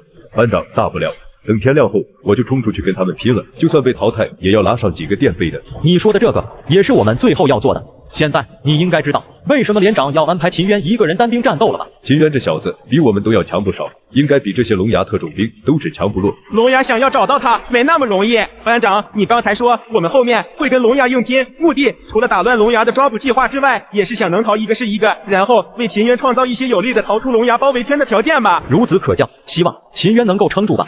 另外一处隐藏点，连长朱成和士官长黄小辉以及其他老兵都隐藏在这里。老班长，你怎么看？还能怎么看？之前我们讨论过几个作战防御方案，现在看来只剩下最后1个能用的。朱成神态黯然的点了点，没想到这龙牙咬着我们这么紧，看来他们是打算先把我们7连全部干掉，再着手对团的其他主要装甲连队下手啊。现在全连只剩下不到30人，而且龙牙的侦察技术和装备都这么高，只怕我们一旦跑出去就会被他们发现。以我们目前的装备的实力，别说3个换1个了，就是5个换1个也有些难啊。如此看来，就真的只有最后1个计划了。秦渊啊秦渊，你小子可得给我撑住了啊！此时秦渊的单兵电台也收到了全团被龙牙打得七零八落的消息。连长、班长，你们先多撑一会儿，我这就去打乱他们的计划。虽然他手中单兵通讯电台没有特种部队的经验，但秦渊的通讯侦察实力丝毫不比特种通讯兵差。半个小时下来，他也通过单兵电台大概搜索监听到了几个红军师团大概位置，包括机械化步兵团、某师的陆航中队、防化团等。陆航大队嘛，没想到一个小小的陆航中队居然也标配了一架无人直升机，就是不知道上面装载了多少弹药。好在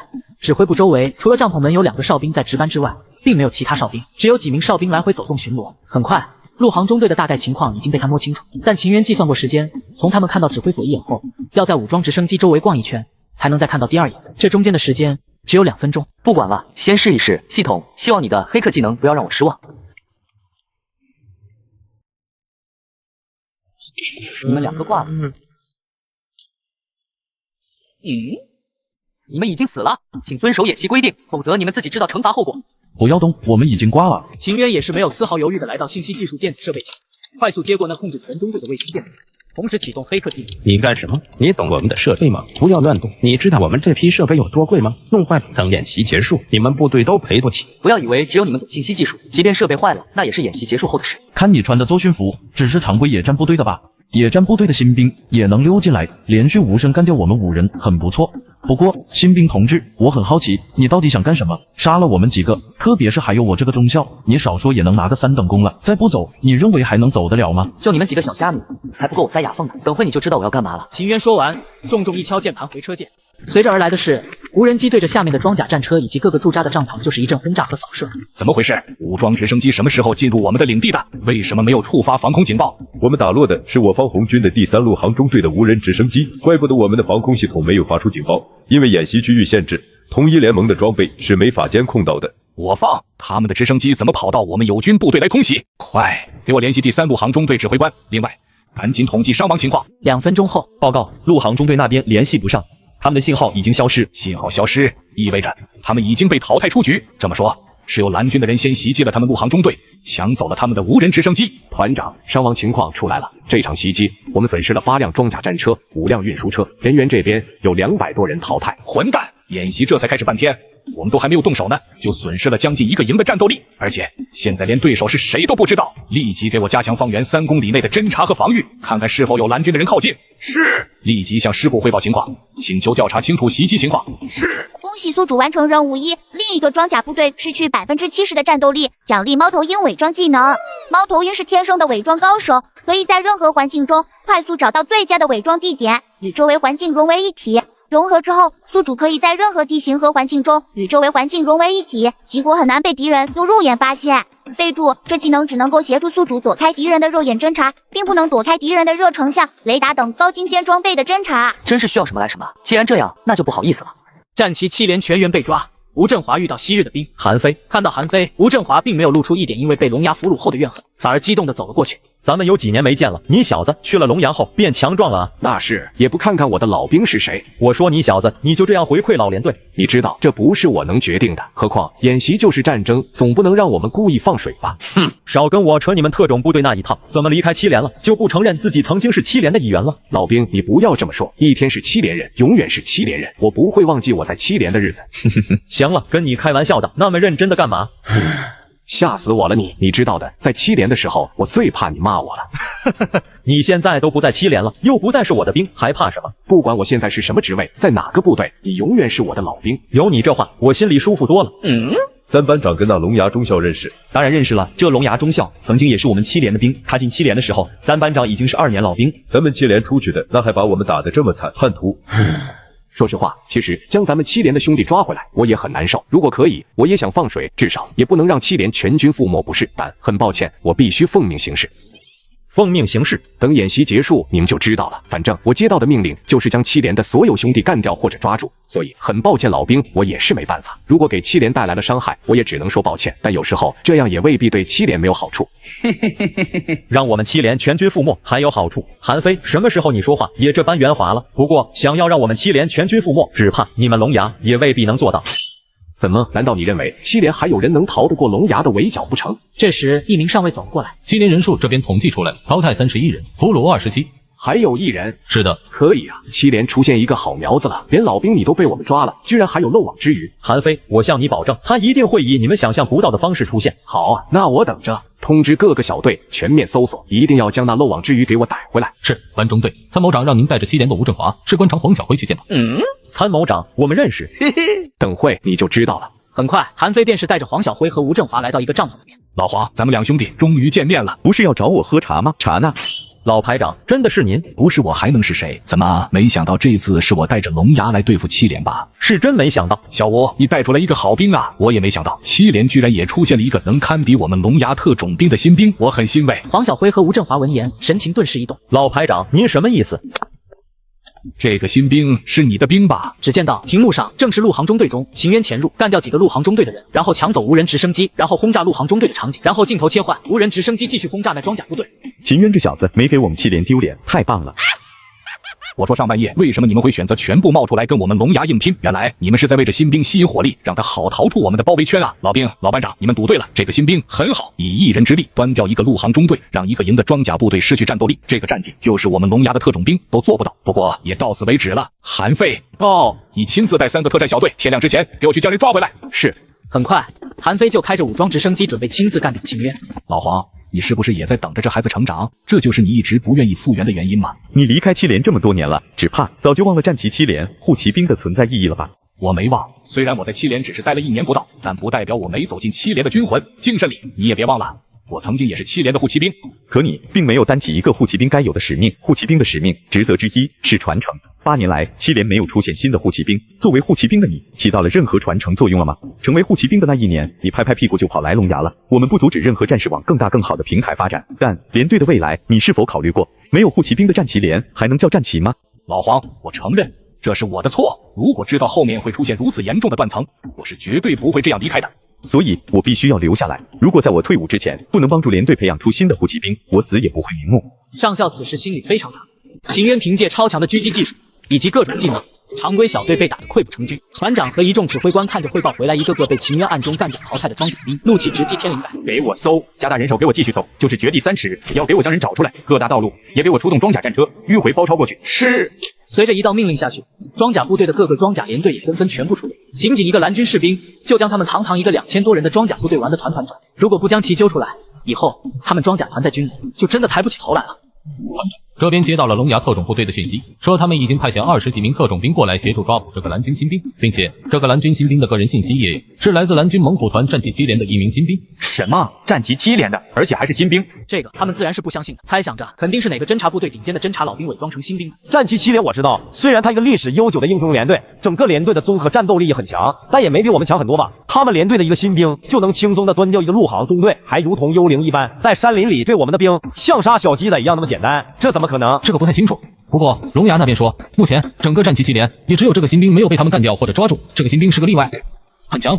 而且龙牙那边让我们无论如何都要将那新兵给围困住，他们的人半个小时内就能赶到。一众团指挥官这时也来不及震惊和疑惑，再次下达命令，将团里的兵力都派了出去。这么多人，这是想地毯式的将我抓捕吗？山林中数百个手电筒不断的晃来晃去，朝着他这边而来，不远处也能听到装甲战车的轰鸣声。连装甲战车都出动了，不应该啊！为了抓我，派出这么多人，前面我干掉了这么多人，按理说他们知道根本抓不住，不会再派这么多人过来送死才是。忽然，秦渊眼睛一亮，原来如此，想将我困住，等特种部队过来，派出这么多兵力来困住我，想必你们的大本营也没有多少人守着了吧？那你们的人头我就先收下了。另外一边，武装直升机上由韩非带领的第1到第3团。韩中队，你也是从战旗7连里出来的？战旗7连里面还有这么厉害的新兵？其他特种兵也是一脸好奇。是啊，一个新兵居然精通信息技术，伪装侦察。他是侦察兵，伪装侦察厉害点也可以理解，但信息技术，除非是像我们这样的特种部队，否则就是相关专业部队技术兵才懂。他又不是信息技术部队的，怎么能这么轻松的破解掉陆航中队的无人机操控系统？你问我，我问谁去？至于你们问的战旗7连的兵，怎么会有这么厉害的？那你们看我和参谋长，我们都是从战旗7连出来的，你们觉得我们的实力如何？众特种兵面面相觑，这还用说吗？牛逼呗！参谋长之前也是从他们这个身份当起特种兵，就是因为个人战斗和指挥能力出色，才一步步的走到龙牙特种部队参谋长的职位。而韩非呢？韩非是选拔他们和训练他们出来的总教官，这本身就证明了他的个人战斗力非常强。每个连队都有弱兵和强兵，这次我们跟7连打，战损比10比1，你们认为7连很弱吗？众特种兵纷纷摇头。7连单兵战斗力和综合战斗力都是比较强的，只是跟我们龙牙相比，终究也是有些差距，但不代表他们连队之中不会有个别战斗力比较突出的战士。还有，我不知道你们不了解一种名为护骑兵的兵种。这么跟你说吧，战旗7连已经有8年没有出现过护骑兵了，而这个新兵是最有机会成为护骑兵的存在。而参谋长和我都是在成为护骑兵后才加入龙牙的。我这么说，你们还认为这个新兵弱吗？7连弱吗？一众特种兵闻言，心里头对秦渊也是有点重视起来。此时秦渊正在快速搜索着装甲团的指挥部，最后目光落在其中一个帐篷上的那辆坦克上。也就是说，想要爬上坦克，需要干掉那2名哨兵。于是他快速的打败2名哨兵后，就直接跑进了一辆距离他们指挥部最近的一辆坦克。100米外的巡逻小队听到声音，不由一怔，一下子没有反应过来，怎么朝着我们这边开来了？几个哨兵脸色一变，还没反应过来，只见到一道人影从坦克入口冒出，一串连射，秦渊直接将那几个守兵给干掉。后面的巡逻听到动静，连忙追了上去。秦渊再次钻进了坦克内，加快速度冲向那指挥部帐篷。指挥所里面的领导们听到外面的枪声，都是脸色大变，可不等他们反应过来，2枚手雷便是丢了进来。不好，手雷隐蔽！里面的7、8个人，包括3名通讯技术兵，身上顿时冒起烟雾，而团长和另外1名中校，因为有技术兵和其他几个指挥官的保护，并没有被淘汰。可秦渊压根不给他们活着的机会，2道枪声响起，团长和那中校指挥官烟雾跟着冒起。秦渊冲进指挥部，干掉团长后，并快速离开指挥部。后面穷追不舍的装甲兵对他进行了火力覆盖，坦克位置刚好挡住了火力攻击，趁子弹一个不注意，他快速上了坦克车。巡逻小队这边纷纷朝着停在边上的坦克冲去，而秦渊这边对着坦克开跑，因为摆放的坦克是没有动的，秦渊几乎不用怎么瞄准就能轻松打中。连续轰掉了5辆坦克后，巡逻队的装甲兵也都进入了剩余的5辆坦克内。秦渊知道差不多了，赶紧启动坦克。巨大的轰鸣声响起，这辆钢铁猛一头冲了出去，直接朝着100米外的开阔地带驰骋而去。坦克进入山林中后，他毫不犹豫地将坦克停了下来，然后快速冲进山林中狂奔起来。后面追来的几辆坦克只能纷纷下战车，朝着秦渊追去。而秦渊这边也压根没有跑远，找了一个最佳狙击位置，等待猎物自己上钩。此时20几个装甲兵也追到了这里。我去，这家伙是特种兵吧？枪法这么准，什么时候装甲兵也这么厉害了？不要追了，再追下去我们都活不了。他的枪法太准了，10枪就打中了10人。班长，难道我们牺牲了这么多人，连团长他们都被这小子干掉了，就这么让他走？不然呢？继续靠上去送人头。你打得过他吗？赶紧通知团里报告我们的位置，赶紧让大部队包围过来。是。终于，韩飞带着3个特战小队降落在装甲团的驻扎营地上。不会吧？那小子把他们指挥所给端了？这时，一名装甲团的仅剩的中校走了过来。我是龙牙的韩飞，这里发生了什么事？人围住了吗？如果围住了，我们这里就不会这样了。团长和几个团参谋都被他干掉了，而且这小子还开坦克，再次让我们失去了半个营的装备。你的意思是，现在也不知道他在哪？知道大概方向和区域，但我们也不敢保证他有没有逃出我们重新围起来的包围圈。毕竟你也看到这里的情况了，那小子就跟你们特种兵一样，太能跑，太能藏了。把位置发给我，然后让你们的人撤回来吧，剩下的交给我们。中校也不逞强，以他们目前的实力，压根就奈何不了秦渊，只能让特种部队来接手。很快，韩飞便是来到秦渊逃走的位置，都给我打起12分精神，一定不能掉以轻心。这小子不是普通的侦察兵，不要阴沟里翻船了。是，2人一组，给我扩大的范围找寻他的踪迹，一旦发现，不用打报告，直接开枪。是。韩中队怎么了？有线索？您自己看吧。韩飞和一众龙牙队员朝着大树干看过去，当看到上面的东西后，一个个脸色都瞬间难看起来。混蛋，这小子是在向我们龙牙宣战。只见到在大树干上有着一个用刀刻画出来的图案，那是一条龙，只是这条龙抬头嘶吼的嘴却是只有1颗牙齿。这是赤裸裸的挑衅，不要让我遇到这小子，否则非要让他好看。等等，你们看，这棵树是湿的，尤其是龙头，但其他位置都是干的。那特种兵说着，下意识的靠近闻了一下，然后当场气得差点骂娘。这小子居然还在龙头上拉尿，是可忍孰不可忍？给我往外围搜索，还有立即通知总部，给我调来红外线热成像反侦察装备。是。另一边武装直升机停靠的地方，一名驾驶员负责在这里看守。怎么这么快就抓住那个侦察新兵了？抓住个屁！那小子不知道跑哪里去了。韩中队让我们开5支过去，空中协助搜索。你们20几人都找不到一个新兵，那小子太能跑，太能藏了。他娘的，能找到他，非要好好揍一顿他不可。赶紧的，不要废话了，出发吧。就在此时，各位老兵，你们被淘汰了。不是，你什么时候在这里的？在你说找到我要揍我一顿的时候。所以之前你就在我们大队伍的附近，你是一路跟着我们过来的。好了，不要废话了，这架武装直升机是我的战利品了。你要干嘛？你要开我的武直，你会开吗？入伍前，我喜欢玩空军各种游戏，开过。特么只是在游戏中开一下直升机，你也敢说开过？还敢直接上来开？你小子疯了吧？想都别想！我真的会开，不信你让我试试。试试你妹啊！试试，让你试试，你就试试了。这样我不开也行，你来当我的驾驶员，我坐副驾，负责侦察和攻击。不然你就让开，按照演习规则，你无权拦我。行吧，你要开去哪？废话。有着空中雄鹰武器在，我当然要去把你们这3个小队给干掉。你们特种兵再强，还能强得过武装直升机？刚才我仔细观察过你们的装备，就步枪和狙击枪，没有重型武器，根本奈何不了我。秦渊干掉特种兵，抢夺武装直升机，驾驶员被迫与他并肩作战。很快，2人开着武装直升机，在秦渊的指引下，驾驶员往韩飞特战队所在的区域的方向前进。另一边，韩飞等人此时并不知道事情的严重性。武装直升机来了，也并无丝毫的怀疑。武装直升机的照明、侦查的范围和清晰度明显好了很多。加快速度，不能让那小子逃了。殊不知，此时武装直升机上，秦渊正一脸笑意的看着他。先打左边的，调转好方位。武装直升机调整好方向后，放下挂载在机场高射机关枪，16个枪口以每秒100多发子弹的速度，如流星雨一般朝着下面的7、8名聋哑特种兵伏死。爆槽，这怎么回事？我们的武职开枪打我们！另一侧的韩非以及其他聋哑特种兵听到声音，也朝着左侧看过来，居然一下子都没有反应过来。而这时，天空中的武职已经拐了个弯折返回，上面的枪筒再次对着他。快跑，分散躲避！快！韩非脸色骤变，几人疯狂逃跑。这时，又是几百发子弹，其他聋哑特种兵纷纷开始。可即便这样，依然还是有3个被他们淘汰。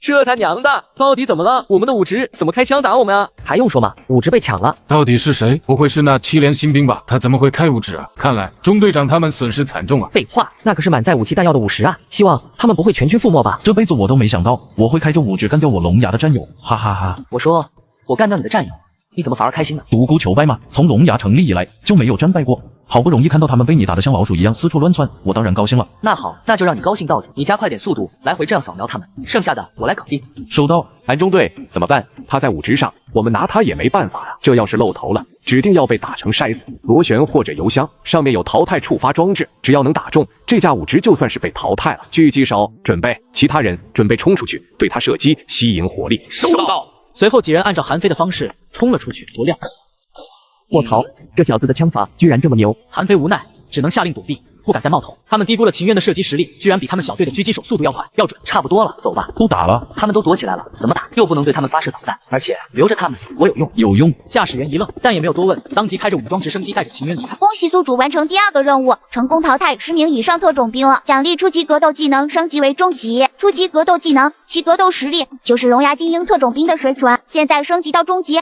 格斗实力提升到顶尖特种兵的水准，一人干趴他们一个战斗小队都绝对不是问题。太好了，升级之后，下一个计划做起来就事半功倍了。中队长跑了，怎么办？他们从没想到，堂堂聋哑特种部队居然会被一个常规部队的新兵给打成这个模样。还能怎么办？立即联系指挥部，让他们赶紧通知附近区域的导弹防空部队。敌人开走的是我们聋哑的武职，上面还装载着地空导弹呢。他要是开过去再袭击我们红军的装甲部队，后果不堪设想。另一边，秦渊指挥着驾驶员朝着几公里外的那个之前被秦渊搞了2次的装甲部队而去。此时，这个仅剩下不到半个团兵力的装甲部队正在整理阵型、清理装备。忽然间，听到空中传来武职轰鸣声，这声音一出，下面的装甲团战士和临时组建的指挥官队伍瞬间紧张了起来。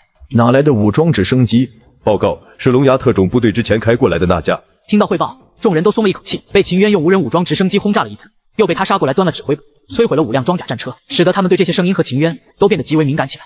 秦渊开着武装直升机朝着红军的装甲部队打算再次空袭，中校刚松一口气，不料下一秒临时作战指挥部内通讯员收到来自韩非的电话后，顿时脸色大变。报告首长，刚接到聋哑特种部队那边的通知，说他们派过来抓捕蓝军那个新兵的3个特战小队已经被对方干掉大半，他们的武装直升机也被对方抢走了。什么？怎么可能？你刚才说他还抢了聋哑的武装直升机？是，快拉响防空警报，将那武装直升机给我打下来！快！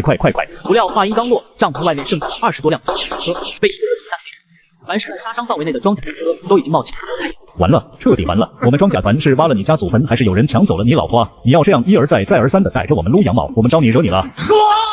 现在是要去哪？当然是逃命。至于你，找个平地降落吧。我继续开武职去战斗了。大哥，现在这架武职被我抢走，肯定已经被通知各个红军部队了。我在这上面等着导弹过来打我，麻烦你停下来，降低一点。我还想着能继续跟你一起并肩作战呢，没想到这么快就结束了。大哥，你还真是忘了你是哪边的了。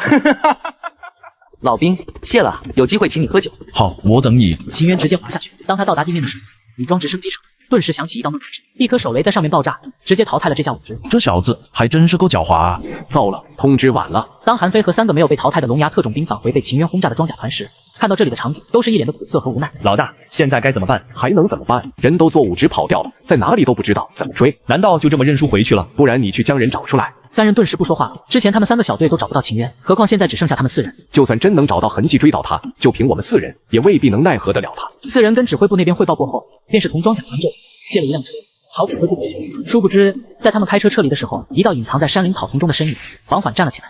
等的就是你们。秦渊朝着韩飞他们那辆车跑去，他故意留下几人活口，就是为了能跟踪他们，找到龙牙指挥部的老窝放长线钓大鱼。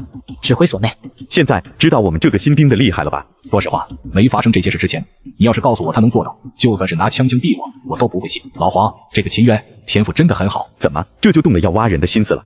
如果说不想挖他，那就是骗你了。不过老黄，你也放心，我知道这小子是现在战旗7连的希望，是最有可能成为护骑兵的。我向你保证，在他没有成为护骑兵且连队没有护骑兵接替时，我不会动他。还算你有点良心，但我只能保证我龙牙不会这么做。至于其他部队或者军区总部那边会不会挖，我就不知道了。毕竟他这场演习展现出来的个人实力你也看到了。等演习结束，估计很多部队都会开出有利的条件，找你们团长交换，或者说秦渊他本人是否愿意待在7连。如果他主动申请要来我龙牙，我可不会拒绝，希望你理解。只要你们龙牙不要主动去招惹他就行，剩下的不需要你们管。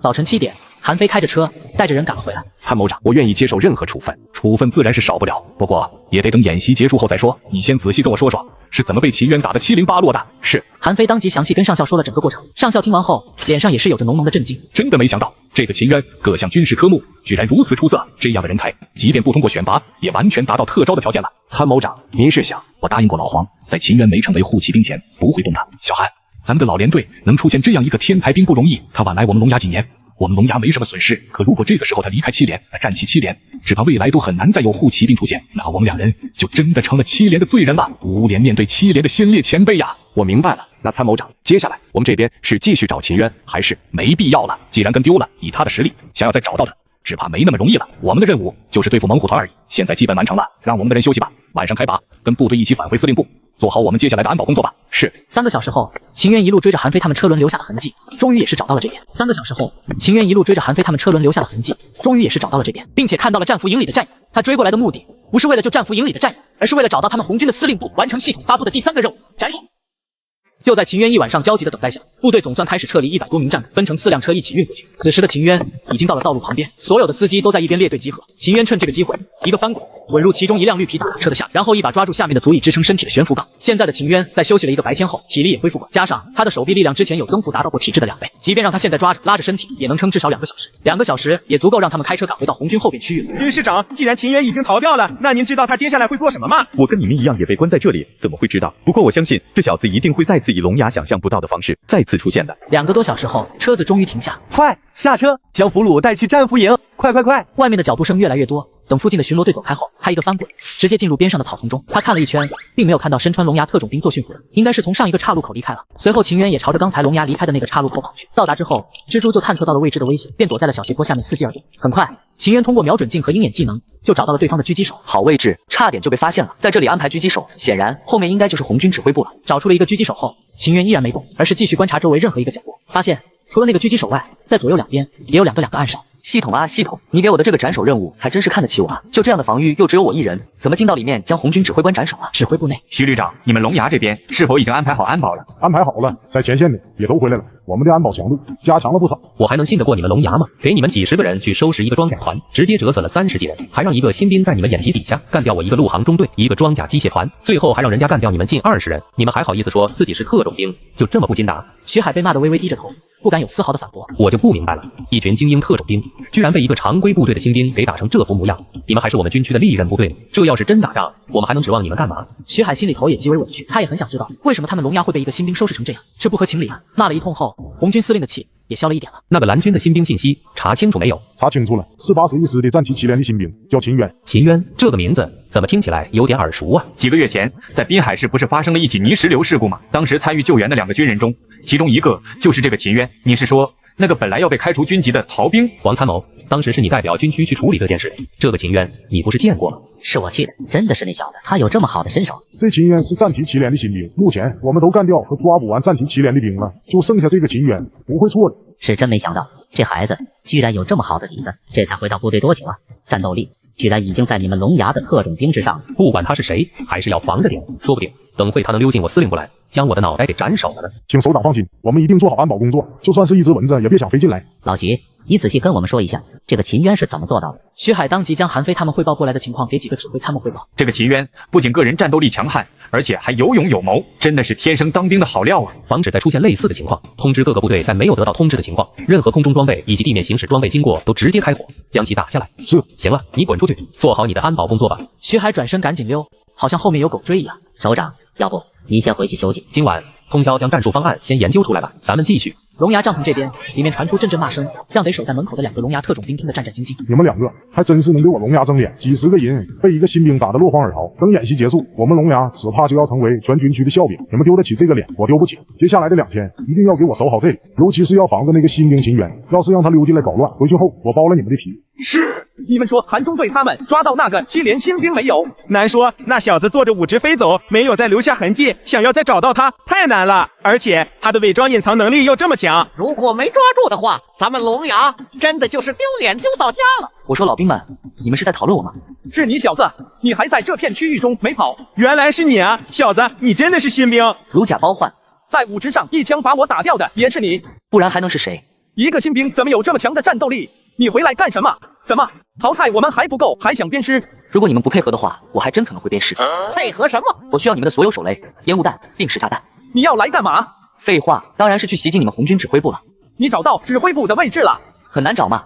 老兵闻言，情愿要斩首红军最高指挥官，吓得老兵顿时大吃3惊。好了，不要废话了，按照演习规定，你们的东西都是我的战利品，配合点，将我要的东西全部掏出来。秦渊数了一下，手雷和烟雾弹都有40多枚，定时炸弹有5个，炸药包有3个。他将背包全部清空，然后将这些弹药全部装了进去。感谢各位老兵的慷慨物资，如果我能斩首成功，也有你们的一份功劳。说完，背着弹药物资，转身冲进了黑暗中。这小子不会真的能成功吧？从现在开始，没有换班，没有补给，没有休息，所有人给我瞪大眼睛，观察着自己的视线范围。要是让一只老鼠跑进来，回去我剥了你们皮。夜鹰全员收到。秦渊，我在这里等你出现，就看你有没有那个胆量了。战营府这边，老班长，你觉得秦渊会来吗？前面他那一折腾，现在各个常规部队肯定都已经提高的防戒，他想再复制同样的手段去搞袭击，只怕没有那么容易了。那您的意思是，他可能是找个地方躲起来了？如果他这么安分的话，之前就不会驱动红军的陆航中队和装甲机械团了。如果我没猜错的话，红军指挥部就在那边吧？您是说，这小子是想？以我对这孩子的了解，他有这个胆量，这小子的确有这个勇气和冲劲。只是那可是红军指挥部啊，周边有多严密的防守就不说了，即便他真有那个实力溜进去，也根本没有机会动手啊。就算不成功又如何？杀红军的锐气也够了，反正也不亏不是吗？怎么样，有发现吗？比较安静，没有任何状况。不应该呀，秦渊这小子不像是那种安分的主。昨晚我联系过外面各个部队，也没有发现任何袭扰、破坏情况。既然这小子的目标不再是外面的常规部队，那肯定就是在谋划着更大的阴谋。斩首行动向来是我们特种部队才会执行的任务，这小子的实力不输我们，不应该没有任何动作才是。如果我是他，也不会在这种情况下收手，反正就剩他自己一人了。即便最后闯关失败，也有昨天的战绩兜底，战旗7连就不算战败。今晚是最后一晚，如果他真要行动，肯定不会错过。今晚加强警戒，如果他真来了，争取无声结束战斗，在外围就将他搞定，一定不能让他闹进指挥部内。放心吧，他绝对进不去。各组注意，夜幕已经降临，加强警戒。秦渊伪装能力非常强，一定不能放松，有任何风吹草动都要去看一下。每1个小时向我汇报情况。收到。而秦渊这边趁着黑夜，其他部队能开车过来的道路上埋了地雷，为的是就是不能让他们开车来到红军指挥部为后面的斩首计划做准备。随后伪装着摸到指挥部，在每个车队下面安装一个遥控炸弹，外加几枚手雷，这样连锁爆炸就能将一个车队给引爆淘汰。这都凌晨3点半了，这小子不会真的不敢来了吧？难道是我们高看这小子了？你说有没有这种可能？他已经返回他们的蓝军领域参与指挥去了，或者说被我军的前线部队干掉了，只是没人认得他，所以我们并不知道。不是没有这个可能，再强的人都有阴沟翻船的时候。还剩2个多小时天就亮了，只要撑过了这个时间，他就是插上翅膀也飞不进来。希望如此吧。秦渊这边已经开始行动，朝着那狙击手跑去。战斗经验的精英狙击手本能感觉到危险来临，下意识的往后看去，但这时秦渊已经来到，直接压在他的身上，一把捂住他的嘴巴，另外一只手已经拿着匕首卡在了他的喉咙上。老兵，你死了，请遵守演习规则。不是，你小子是怎么摸到我后面来了？你鬼啊你！居然一点声音都没有。还有，你这手臂力量是铁做的吗？一抱住我居然是连动都动不了了。少废话，不要忘记你已经挂了，不要动。你是特种兵，我希望你能严格遵守演习规则。放心吧，虽然我被你干掉，很是憋屈，但基本的原则我自然会遵守。不过我很好奇，你是怎么摸到我后面的？到底想做什么？自然就是这样爬过来的，是你们没看到我而已。至于目的，这不是很明显吗？干掉你们外围的哨兵，然后开展我的斩首计划。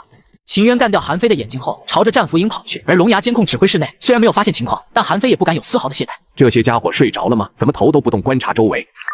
夜鹰3号、夜鹰8号、夜鹰15号，你们是睡着了吗？为什么不观察周围？收到，立即回答。可是他声音落下后，并没有人回答。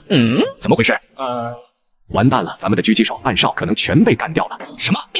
那还愣着干嘛？带人去抓人啊！韩飞也终于反应过来，快速冲出了帐篷，招呼了一个小队朝着外面冲去。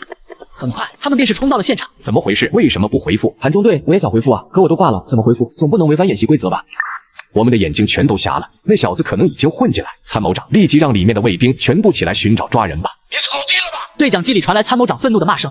而此时，红军指挥部这边一道道爆炸声响起，摆放在帐篷外面的所有车辆都冒出了滚滚烟雾。那些巡逻队靠近来不及躲开的，也都跟着被淘汰。紧接着，指挥部的所有卫兵都纷纷从帐篷内冲出来，一级战备警报声也瞬间响起。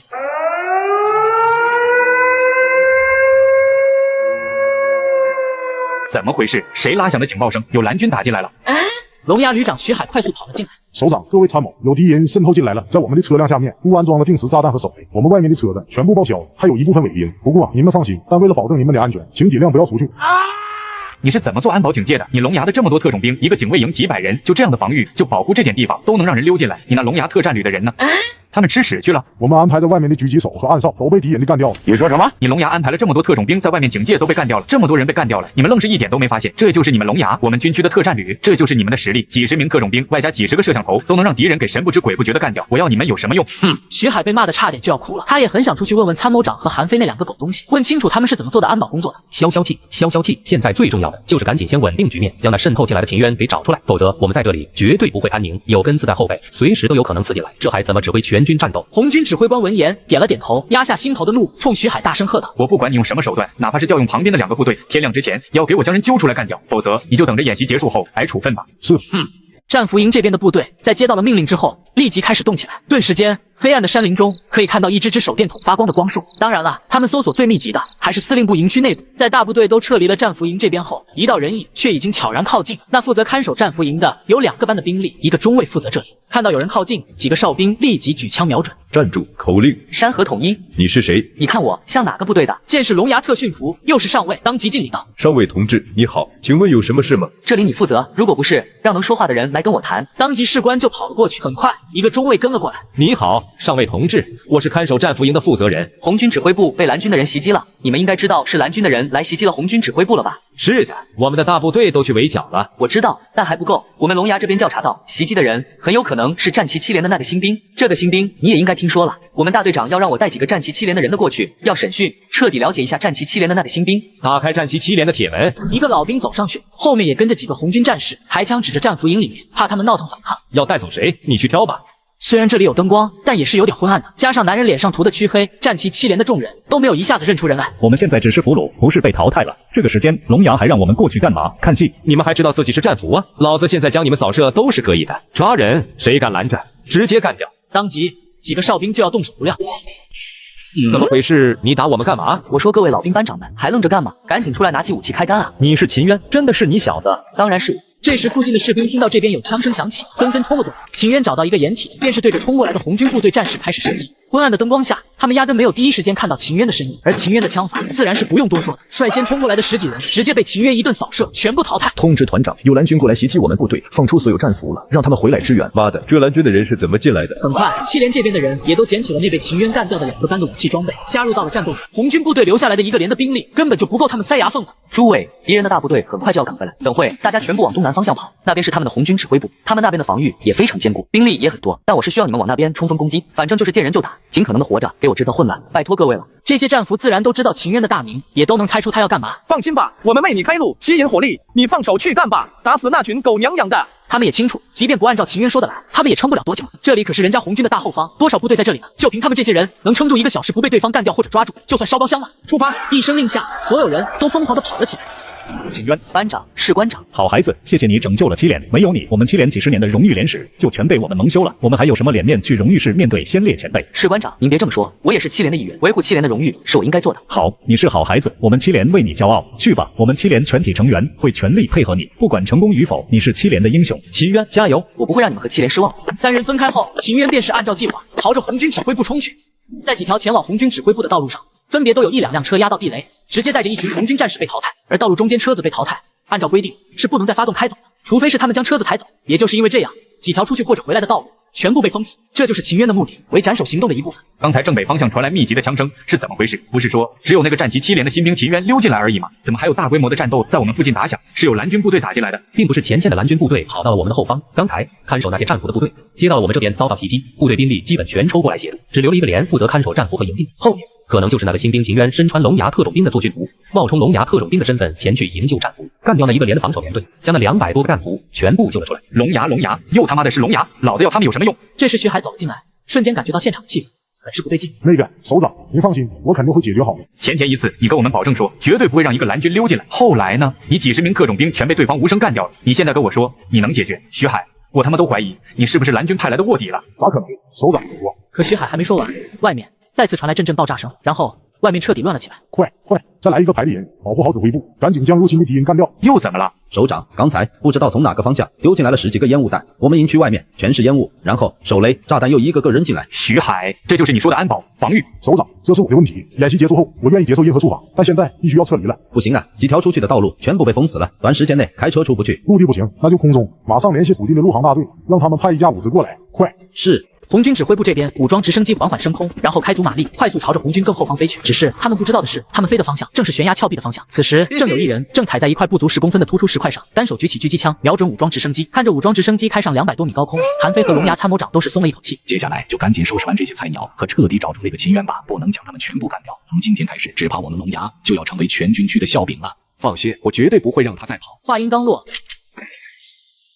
秦渊的手里的穿甲弹直击目标。刚刚枪声从哪里发出的？好像是后面的悬崖陡壁。快，派人过去，给我将人给挖出来，干掉他！龙牙参谋长无比憋屈的怒吼，自己带人朝着悬崖陡壁冲去。然而悬崖有着60多米高，坡度非常陡，且都是光滑的大石头，除非是有绳子拉着，否则根本不可能有人能隐藏在这上。可现在他们压根就没有发现绳子的痕迹。人呢？不会在悬崖峭壁上吧？怎么可能？这时一道声音传来：“各位，你们是在找我吗？”我说各位，我都投降了，你们还打我干啥？你就是秦渊，如假包换，你居然主动跑出来了！我已经将你们的红军指挥官斩首了，我的任务也完成了，现在被淘汰，我也无憾了。一众龙牙特种兵喊着就要上去将秦渊鞭尸。住手！干嘛造反啊？不是，韩中队，就是这小子让我们龙牙颜面扫地，难道你不生气，不想出气啊？反正事实已经这样，生气又有什么用？而且我不仅不生气，还很欣慰，心里更是有些高兴，因为严格算下来，他也算是我的。忽然，韩飞脸上的笑容瞬间凝固，他看到秦渊的衣服里有红点在闪烁，快跑！这炸弹的爆炸范围有10几米，所有的龙牙特种兵除了几个在外围负责警戒的之外，剩下的全都在这个范围内。你小子真是一点情面不讲啊！亏我还想着怎么着我也是从7连出来的，保护你。你倒好，死了也要拉我垫背。老兵，我没让你们过来啊，是你们自己围过来的。秦渊这话不说还好，一说韩飞等人更愤怒。还愣着干嘛？干他！韩飞说完，一挥手，带着一众特种兵就围了过去。倒是一边的龙牙参谋长一脸苦笑的坐在一边，笑眯眯的看着秦渊。各位老兵，我劝你们还是别上了，不然吃亏的还是你。我们也跟着被淘汰了，还能吃亏到哪里去？怎么着？你还想拿枪出来突突我们鞭尸不成？别愣着了，先打一顿再说。说完，就率先有几个特种兵朝着秦渊冲了过去。这可是你们自找的，有悔可别怪我。说完，便是立即启动终极格斗技能，一个初级格斗技能就能达到一打他们5个的数。现在升级到终极，打他们10几个，绝对不是什么问题。秦渊成功击破红军最高指挥官，老兵扬言给他点不料他瞬间升级格斗技能，直接1对1。中队长、参谋长，我们不行了，你们上吧，这小子太变态了。你们这么多人一起上，愣是连人家一拳都打不到，如此悬殊的差距，我再上去不是纯粹的找打吗？韩飞思考后，当即给自己和参谋长找了一个台阶。别忘了，我和参谋长都是从战气7连出来的，我们怎么会倚老卖老的欺负我们老连队的新兵？这个老爹，我真的服了。合着你让我们上去就是充当炮灰的啊？有你们这么当领导的吗？嘿嘿，行了，被淘汰了就好好在一边休息吧，别在这里丢人现眼了。等演习结束，后面有的你们守的。一众龙牙特种兵一想到这次演习的失败，一个个又变得沮丧担心起来。这样的战败回去后，旅长还不得将他们剥了一层皮。2位首长，之前你们说你们也是战旗7连的，我跟参谋长都是7连出来的，也是7连的护骑兵。新兵秦渊见过2位前辈老兵，如果只是普通的7连老兵，秦渊自然不会这样。但护骑兵这3个字本身就代表着荣耀，代表着7连的传承精神。不管他们现在还在不在7连，也都是值得他们每一个7连战士都崇敬的对象。我们虽然是护骑兵，但对7连也是充满愧疚的。甚至可以说，我们不配当7连的护骑兵，我们没有做好7连的传承，就离开了7连，让7连护骑兵出现8年断层，我们愧对7连啊！可我好像记得上2任连长也是护骑兵，当时他牺牲的时候，连队也只有他一个护骑兵吧？我就是在那一年离开7连的，我时刻在想，如果当时我没有离开，或许周连长就不会牺牲。我也有责任，当时的我虽然是将他们2人带出来了，但他们还没成熟之前就离开了，而且还把韩飞带走了，只剩下小周。不过现在看到7连有你在，我们都稍微安心了些。以你目前的战斗力，前面的那些军事科目应该都难不倒你了，就看最后一个考核科目，你是否有足够的运气了。2位前辈，前面需要考核的科目我都知道，但最后一个连长和士官长都没说，甚至全连除了少有的几个人知道外，其他人都不知道。所以这最后一个考核科目到底是什么？韩飞与参谋长对视一眼。现在我们也不能告诉你，你知道了，只会增加你到时候参与考核的压力而已。如果你通过了前面所有科目，自然就会知道了。行，既然这样，我就不问了。你们是馆长没看错你，你的确比我和韩非都要强。7连的未来就暂时先交到你手上了，希望你能将7连带得更远。两位首长放心，我会的。恭喜宿主完成第3个任务，将红圈最高指挥官成功斩首。奖励1：初级战术动作技能升级到中级，宿主在进行战术动作的时候，不仅速度翻倍，动作稳定性、动作多样化也会稳定和增加1倍。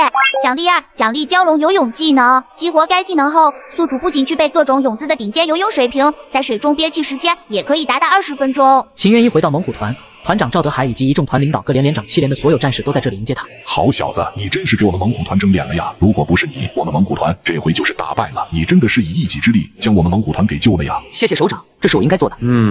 好，再样的话我就不说了，你赶紧先回去休息一下。军区首长晚点要过来我们营地，点名要见你。这次你立下这么大的战功，2等功肯定是跑不了。先告诉你，让你开心开心。是，谢谢团长。晚上，一辆军区军车开了过来，赵德海神色一紧。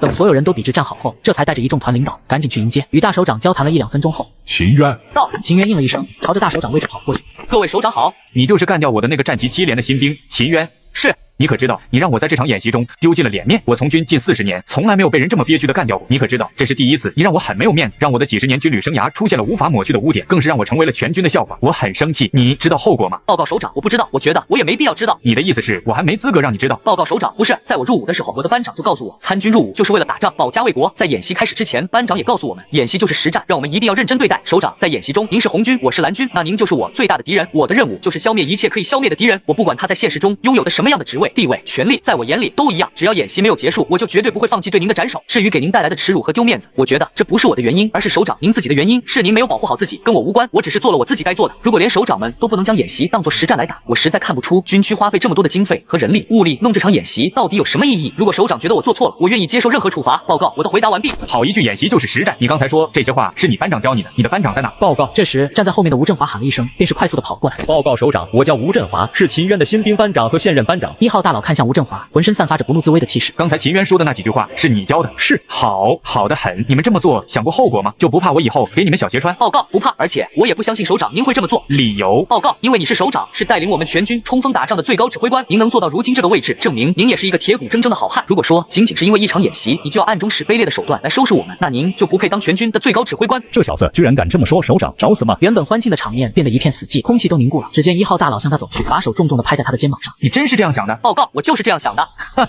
说得好啊，上梁不正下梁歪。如果我因为一场演习就要为难我的士兵，我怎么当指挥官？怎么统领全军？此话一出，7连的战士们都懵了。秦渊成功当红军最高指挥官，首长扬言要责怪他，他不但不害怕，并且还得到首长的认可。秦渊，我欣赏你的骨气，放轻松。我刚才说的话只不过是为了试探你的心性而已。你放心，我是不会给你们穿小鞋的。1号大佬表扬完秦渊之后，就指着他们一顿痛骂。7连士兵们都知道自己的错误了，接受批评，发誓改正。军官们更是自责，当即敬礼报告，表示一定改正，进行检讨，向秦渊学习，向领导学习。今年你们战旗7连的护骑兵考核，我会来观摩，希望你们不要让我失望。请首长放心，7连绝对不会让您失望，不会让军区失望，不会让国家失望。7连的同志们，你们有信心吗？有。首长们开着车欣慰的离开后，表彰大会也正式开始。首先我要表扬战旗7连的秦渊，他以突出的个人能力打败龙牙特种部队，解救被俘的7连战友，反败为胜，成功完成斩首行动。我们团向来提倡集体主义精神，但不反对个人的突出表现。同时我还要表彰战旗7连，他们没有辱没他们队伍的名头，他们就是我们团的旗帜。在被解救出来后，同秦渊进行精彩的配合，经团部一致做出授予战旗7连集体3等功，秦渊个人2等功，并正式提感为中尉的决定。表彰大会结束后，朱成特意让秦渊来到他的宿舍。秦渊，你的能力是有目共睹的，未来肯定能够成为国家最好的兵。多谢连长肯定。哎，这里就我和你，没必要那么严肃。我叫你来就是想再确认，到底是不是真的想要成为护骑兵？因为你知道的，以你的能力，很适合进入特种部队进行训练，将来肯定能够成为顶级的特种兵。秦渊明白了，其实朱成把他叫来这里的主要目的是为了这个。连长，护骑兵使命重大，我做了那么多，就是为了能够成为一名护骑兵。好，护骑兵是在2个月后进行考核，按照规定，提干的军官要前往陆军指挥学校精修半年到1年时间，年底再回来担任排长或者副连。你要做好长期艰苦训练的准备，同时还要努力提高知识文化水平。明白，保证完成任务。好了，这几天好好休息，下个周就要去海训了，做好准备。是。1个周后，战旗7连跟着团部奔赴海训区，到达指定地点，都给我记好，你们要是沉到海里，尸体都找不到。有的士兵，尤其是新兵，总觉得自己会水，游泳很厉害，嫌弃绑记的救生圈麻烦不舒服，但淹死的大多都是会游泳的人。有没有不会游泳的？虽然不是训练任务，只是稍微是试水，但他还是要尽力维护安全的。连长，其实我是个旱鸭子，会游一点点吧。跟着队伍应该可以游一游的。连长，实不相瞒，我小时候溺过水，有点儿怕水。朱成早就料到肯定有人不会游的，所以他特意安排老兵们知道不会游的士兵，让他们先在沙滩上进行姿势训练。走到秦渊身旁时，朱成故意用胳膊碰了碰。会游吗？报告连长，会。如若是以前的他，顶多完成基础训练，然后累得不行了。不，其实是喝得不行。但是现在已经获得了蛟龙游泳技能，不仅具备了各种泳姿的顶尖游泳水平，在水中憋气的时间也可以达到20分钟。这意味着他去参加奥运会游泳比赛是可以打破世界纪录的，连飞鱼普斯莱都不行。好，我相信你。现在站着的应该都是会水的吧？因为我们编队远游和武装球队的核心是赤壁蛙泳，所以我们主要训练的项目是蛙泳。但是因为前面的风浪比较大，我允许你们用自由泳，先冲20米，之后就必须要用蛙泳，从岸边到前方快艇位置游500米。晚上看不清，但是我会提醒你们，我只要求你们在30分钟内完成任务。游泳训练正式开始，秦渊凭借自己婀娜多姿的蛙泳，在水里如同蛤蟆一般的飞跃出，老兵们纷纷惊掉了下巴，并且只耗时16分30秒。秦渊的蛙泳无论速度以及姿势都如同欧阳锋的蛤蟆神功游刃影，老兵们纷纷惊掉了下巴，并且只耗时16分30秒。这速度，你以前是练游泳的吧？是省队还是国家队？我觉得市队都达不到这个成绩。这可是在海上啊，不是游泳池。我的天，你是鲨鱼吧？天哪，我现在连游泳都不会啊！秦渊，没想到你的水性居然那么好。你之前是不是学过游泳？你的泳姿非常专业，动作习惯和职业运动员经过长时间训练固定下来的一样。是啊，我入伍之前每天都要坚持有氧运动，比如跑步、游泳。夏天我就去游泳，跑步太热了，平时游泳也游不了那么好啊。另一边，韩非也在海训，而且每次训练之前，韩非都要例行公事的训斥他们，同古时候勾践的卧薪尝胆一样，让他们永远记住之前的耻辱。大名鼎鼎的龙牙特种部队的士兵居然被一个新兵打败，传出去多丢脸，而且还被别人完成了斩首行动，整个军区都觉得你们差劲。他妈的秦渊，如果不是他，我们根本不会输。下次玩命针对他，看他还能不能那么嚣张。这次我们的确轻敌了，下一次可就没那么容易了。哼，不就一个新兵吗？让他们知道我们龙牙特种部队的厉害。先进行5公里凹字形回游，游到海网浮标那里，不热身，自己适应海面情况。我只给你们30分钟，如果做不到，就再给我游一次。游完以后马上跑回来。但就在士兵们准备入水时，等等，侦察7连，改变计划，看到那边的大灯了吗？前行过去，给他们一个惊喜。是。潜伏在水中的龙牙队伍，他们仔细地观察着战旗7连的训练情况。这个连队的士兵的身体素质和训练态度超乎他们的想象，所有班级编队都能在30分钟内完成1公里的回游任务，水性很好，根本就不像是一支不经常进行海训的连队。可以，这小子有2下子，没想到游泳居然也挺厉害的。他还没尽全力呢，看这样子应该还可以再游。按照他的速度，已经达到我们的水平了。对，如果他尽力的话，应该能游进16分钟。不过还是达不到我们的最快水平，我们可是能游进15分钟的。待会儿找个机会比一比，挫挫他的锐气。干！到了晚上，7连的士兵们也在海滩休息了起来。现在要是有烤串就好了，游1天以后我都饿了。你个吃货，我们是来这里训练的，不是来度假的。哎，我长那么大还没来过海边，没想到第一次来居然是和战友来的，都不是和女朋友来的。醒醒兄弟，你有女朋友吗？啊，在那么多战友面前就别揭我的短了吗？大家晚上组织扎营，以后除了晚上睡觉能回宿舍，其他休息全都在这里。我们早中晚都要训练，时间安排很紧密，明白吗？明白。随后朱成用手碰了碰秦渊，秦渊，把连旗找个地方固定好，以后这里就是我们的训练场地了，你顺便适应一下护骑兵的工作。好。秦渊扛着连旗，跟着朱成去找插旗的地方，可没想到往外走时，就看到了韩非。老韩，他赶紧想顺便介绍一下，但其实秦渊和韩非彼此互相都熟悉了。哎呀，朱成见到秦渊时，他比见到朱成还要激动呀！秦渊，是什么风把你吹到我们这边来的？是不是赵团长和你说了我们在加练？如果我去找赵团长，哪能那么快出来？岂不是得留在那边和他喝一个晚上的茶？也是，你们也好久没叙旧了吧？原本是有机会的，如果不是你们，我们演习的时候把他俘虏了，不就能叙旧了？也就你了，如果别人敢这么说我们团，必须收拾一顿。朱成无奈道，但心里很开心，因为大名鼎鼎的龙牙居然被打败，别提有多骄傲了。秦渊，上次演习多亏了你啊，不然7连又要被包饺子了。没事，反正我一个人包围了你们。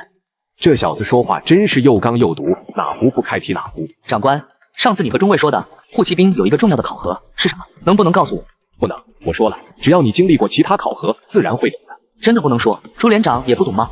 朱成也不懂，因为他虽然是连长，但是并不是护骑兵，只通过了几项考核，根本就没办法达到最后一项。秦渊无奈，于是就觉得无聊了，然后就去找地方插旗。你们来多久了？已经把你们的训练都看完了。看来是蓄谋已久啊！原来我们的老战友韩非现在变得如此圆滑阴险了。龙牙，他们什么时候来的？不管那么多，不要让他们靠近。警告，禁止上前，否则别怪我们不客气。退后。不要紧张，我们龙牙呢，上次在演习中输给了你们7连，并且导致了最后的失败。我们这支部队向来勤学好问，在经历了上次的失败后，诚心向你们7连学习。向7连学习？对，刚才呢，见到你们7连的士兵们游得非常好，我们龙牙士兵想和你们学一学，不知大名鼎鼎的战旗7连能否指导指导？这样吧，还是刚才的项目，从这里到游艇那边再游回来，黄鼠狼给鸡拜年，没安好心，学习确定不是鄙视。哼，他们就是来找茬的。谁不知道他们特种部队每年都要进行2次海训，水性肯定比我们好。这帮人还真混蛋啊！等我们游完之后才过来，有种再来一次演习呀！老滑头，油腔滑调。老韩，不是我说，你们应该早点过来，我们一下车就过来训练，士兵们已经没有体力了。不是吧，老黄，我们龙牙的士兵们也是游过来的，而且还在水中潜伏了20多分钟，也消耗了很多体力。你们都在演习中打败我们了，肯定比我们厉害，难道这点体力都没有吗？而且我们是提前1个周过来的，1天3练，我的士兵们都已经累了1天了。说完后，他顿了顿。行吧，既然你们都累了，那我们明天再比怎么样？看来7连战士们的体力不行啊，还得多练练。这样吧，1、2个周以后再比了，给你们先把体力练上来。激将法，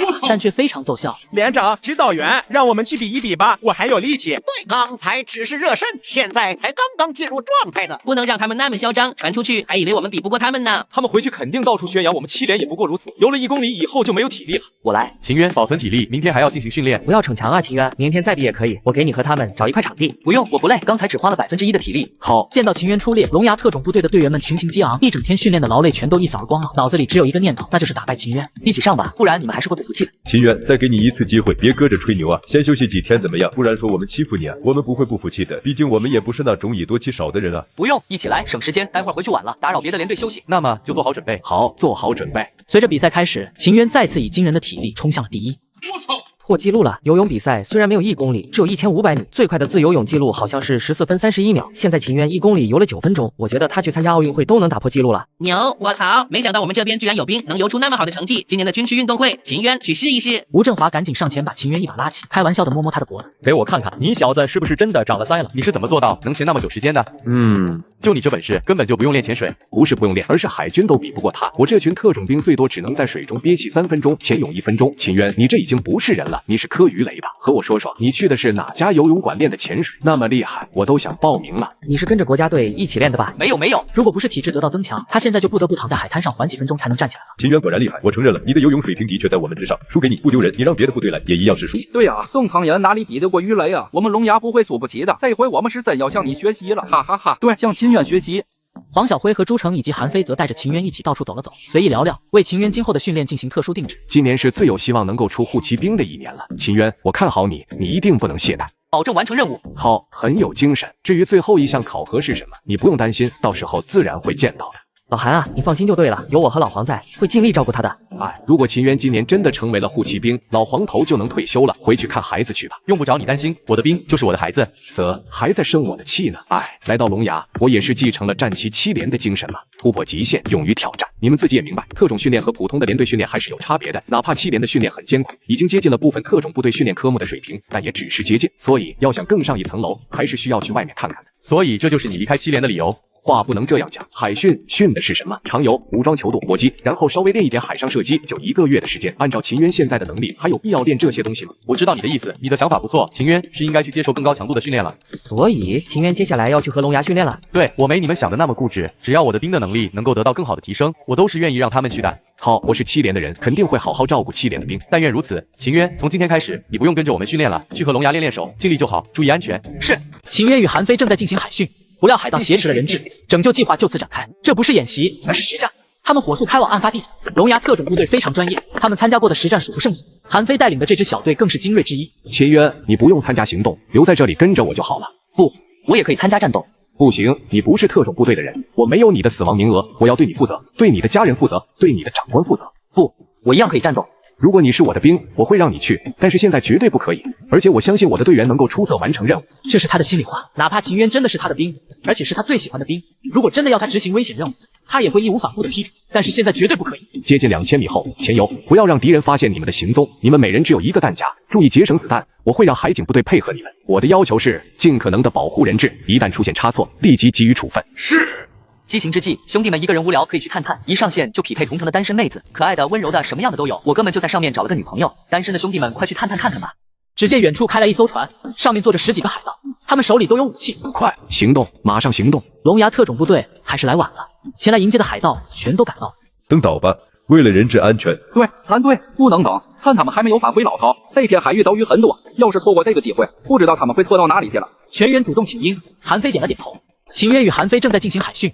不料海盗挟持了人质，拯救计划就此展开。这不是演习，而是实战。他们火速开往案发地点。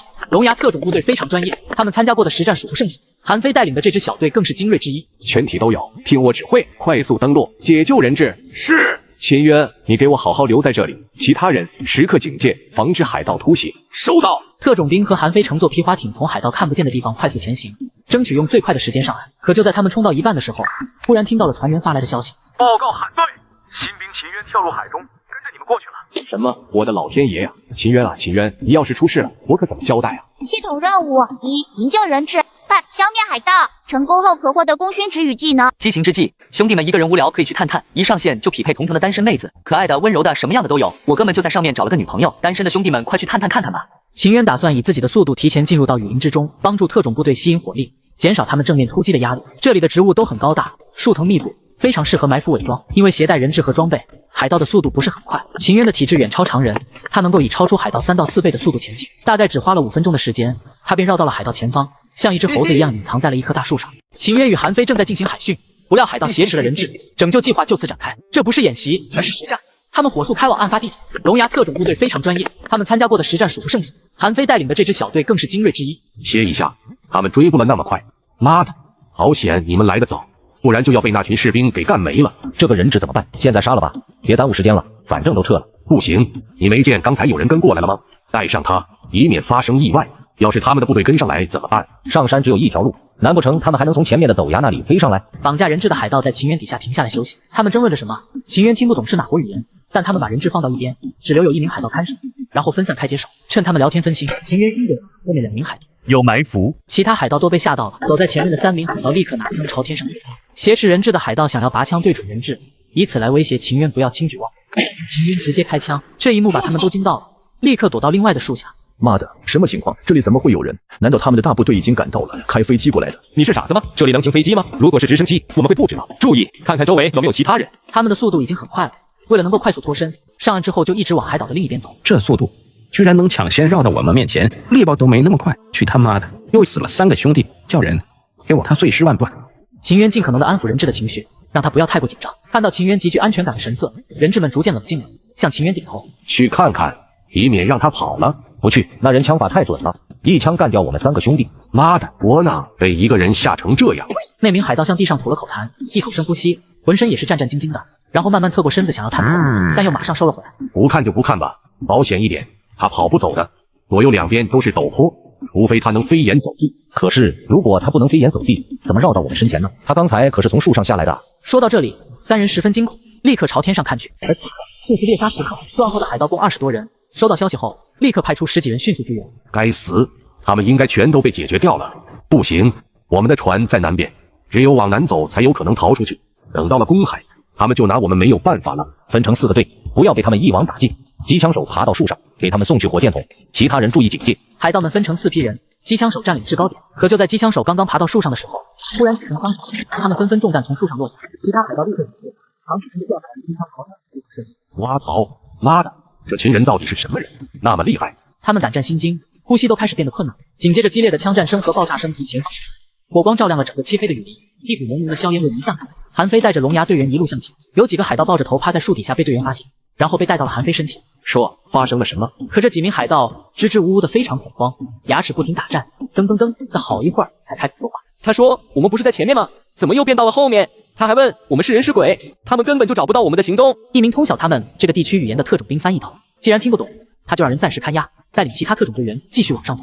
然后尸体变得更多了，特种兵们无不对当前的情景感到惊愕，血流成河，秦渊都杀疯了。这都是秦渊干的，一个人就把他们全杀了。我们队伍的单兵作战记录也只不过是10几人而已，这批海盗应该有将近40人，现在全都被干掉了，怎么做到的？一个人带着10发子弹干掉40人，这已经可以载入军师了。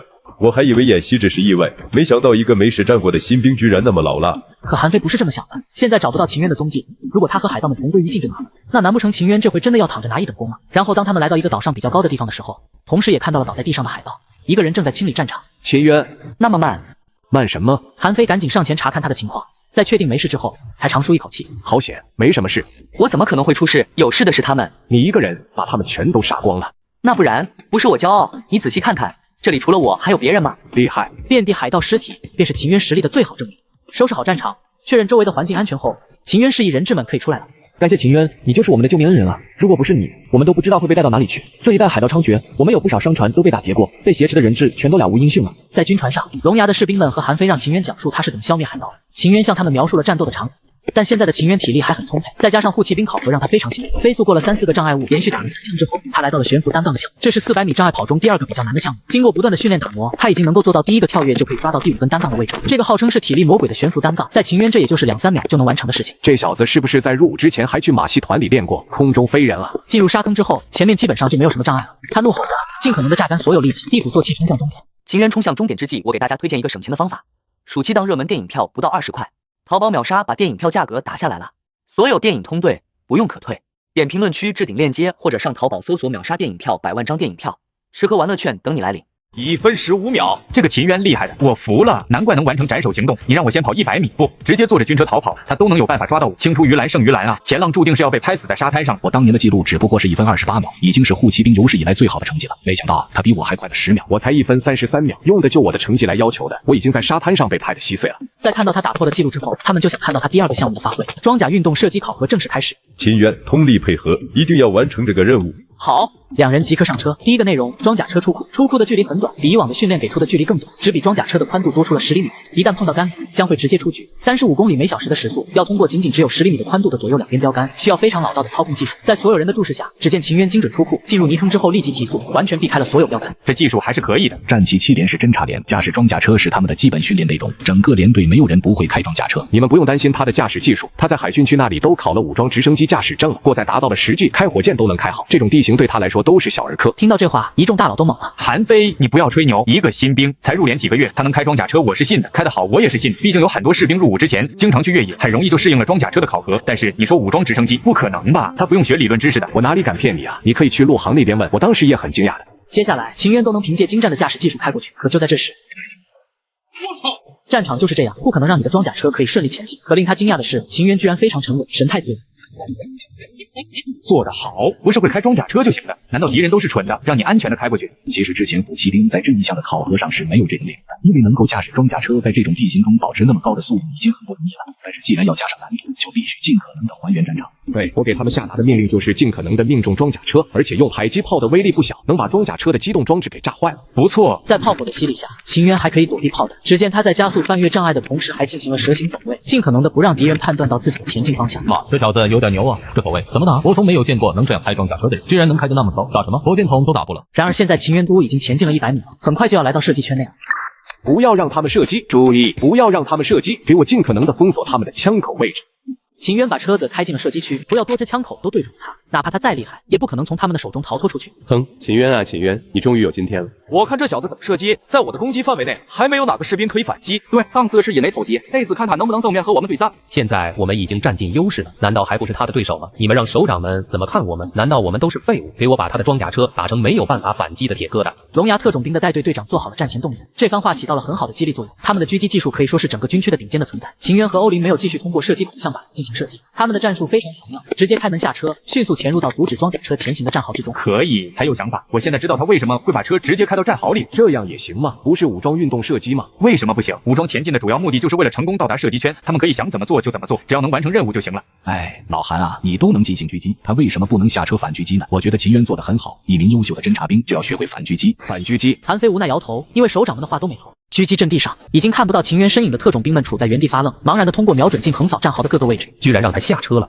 要是在这种优势条件下还让他完成任务，那么我们真就要回家种田了。紧接着，忽然几声枪响，正在使用狙击枪查看战壕情况的龙牙特种兵被击中了，他们的身份交换了，原本要执行狙击任务的他们变成了被狙击的对象。所有特种兵立刻蹲下身子，尽可能的不要暴露。秦渊的枪法太准了，他已经确定了我们的位置，只要一冒头，肯定会被打到。我的天，我们现在连后面跟上进行装甲运动射击的考生的考核任务都执行不了了。秦渊这边，另一辆装甲车也进入了射击区。秦渊对着龙牙特种兵进行了狙击压制，吴振华和罗杰也熟练的和秦渊一样进入了战壕。你小子可以啊！我说怎么后面炮火变得那么少了？原来是因为你在这里打反击。干得漂亮！我是真没想到难度会那么大，用炮来炸我们。老罗，放轻松，现在是我们对他们进行压制了。他们执行的任务是只能待在狙击阵地上，除非他们冲锋，但是他们不能冲锋。班长说的对，现在欧林在另一边，我们3个在这边，特种兵们分别在10点钟、12点钟、1点钟和3点钟的方向，我们兵分4路对他们进行攻击，然后再攻击靶子就可以完成考核了。收到。吴振华和罗杰对秦渊的话深信不疑，立刻分散执行任务。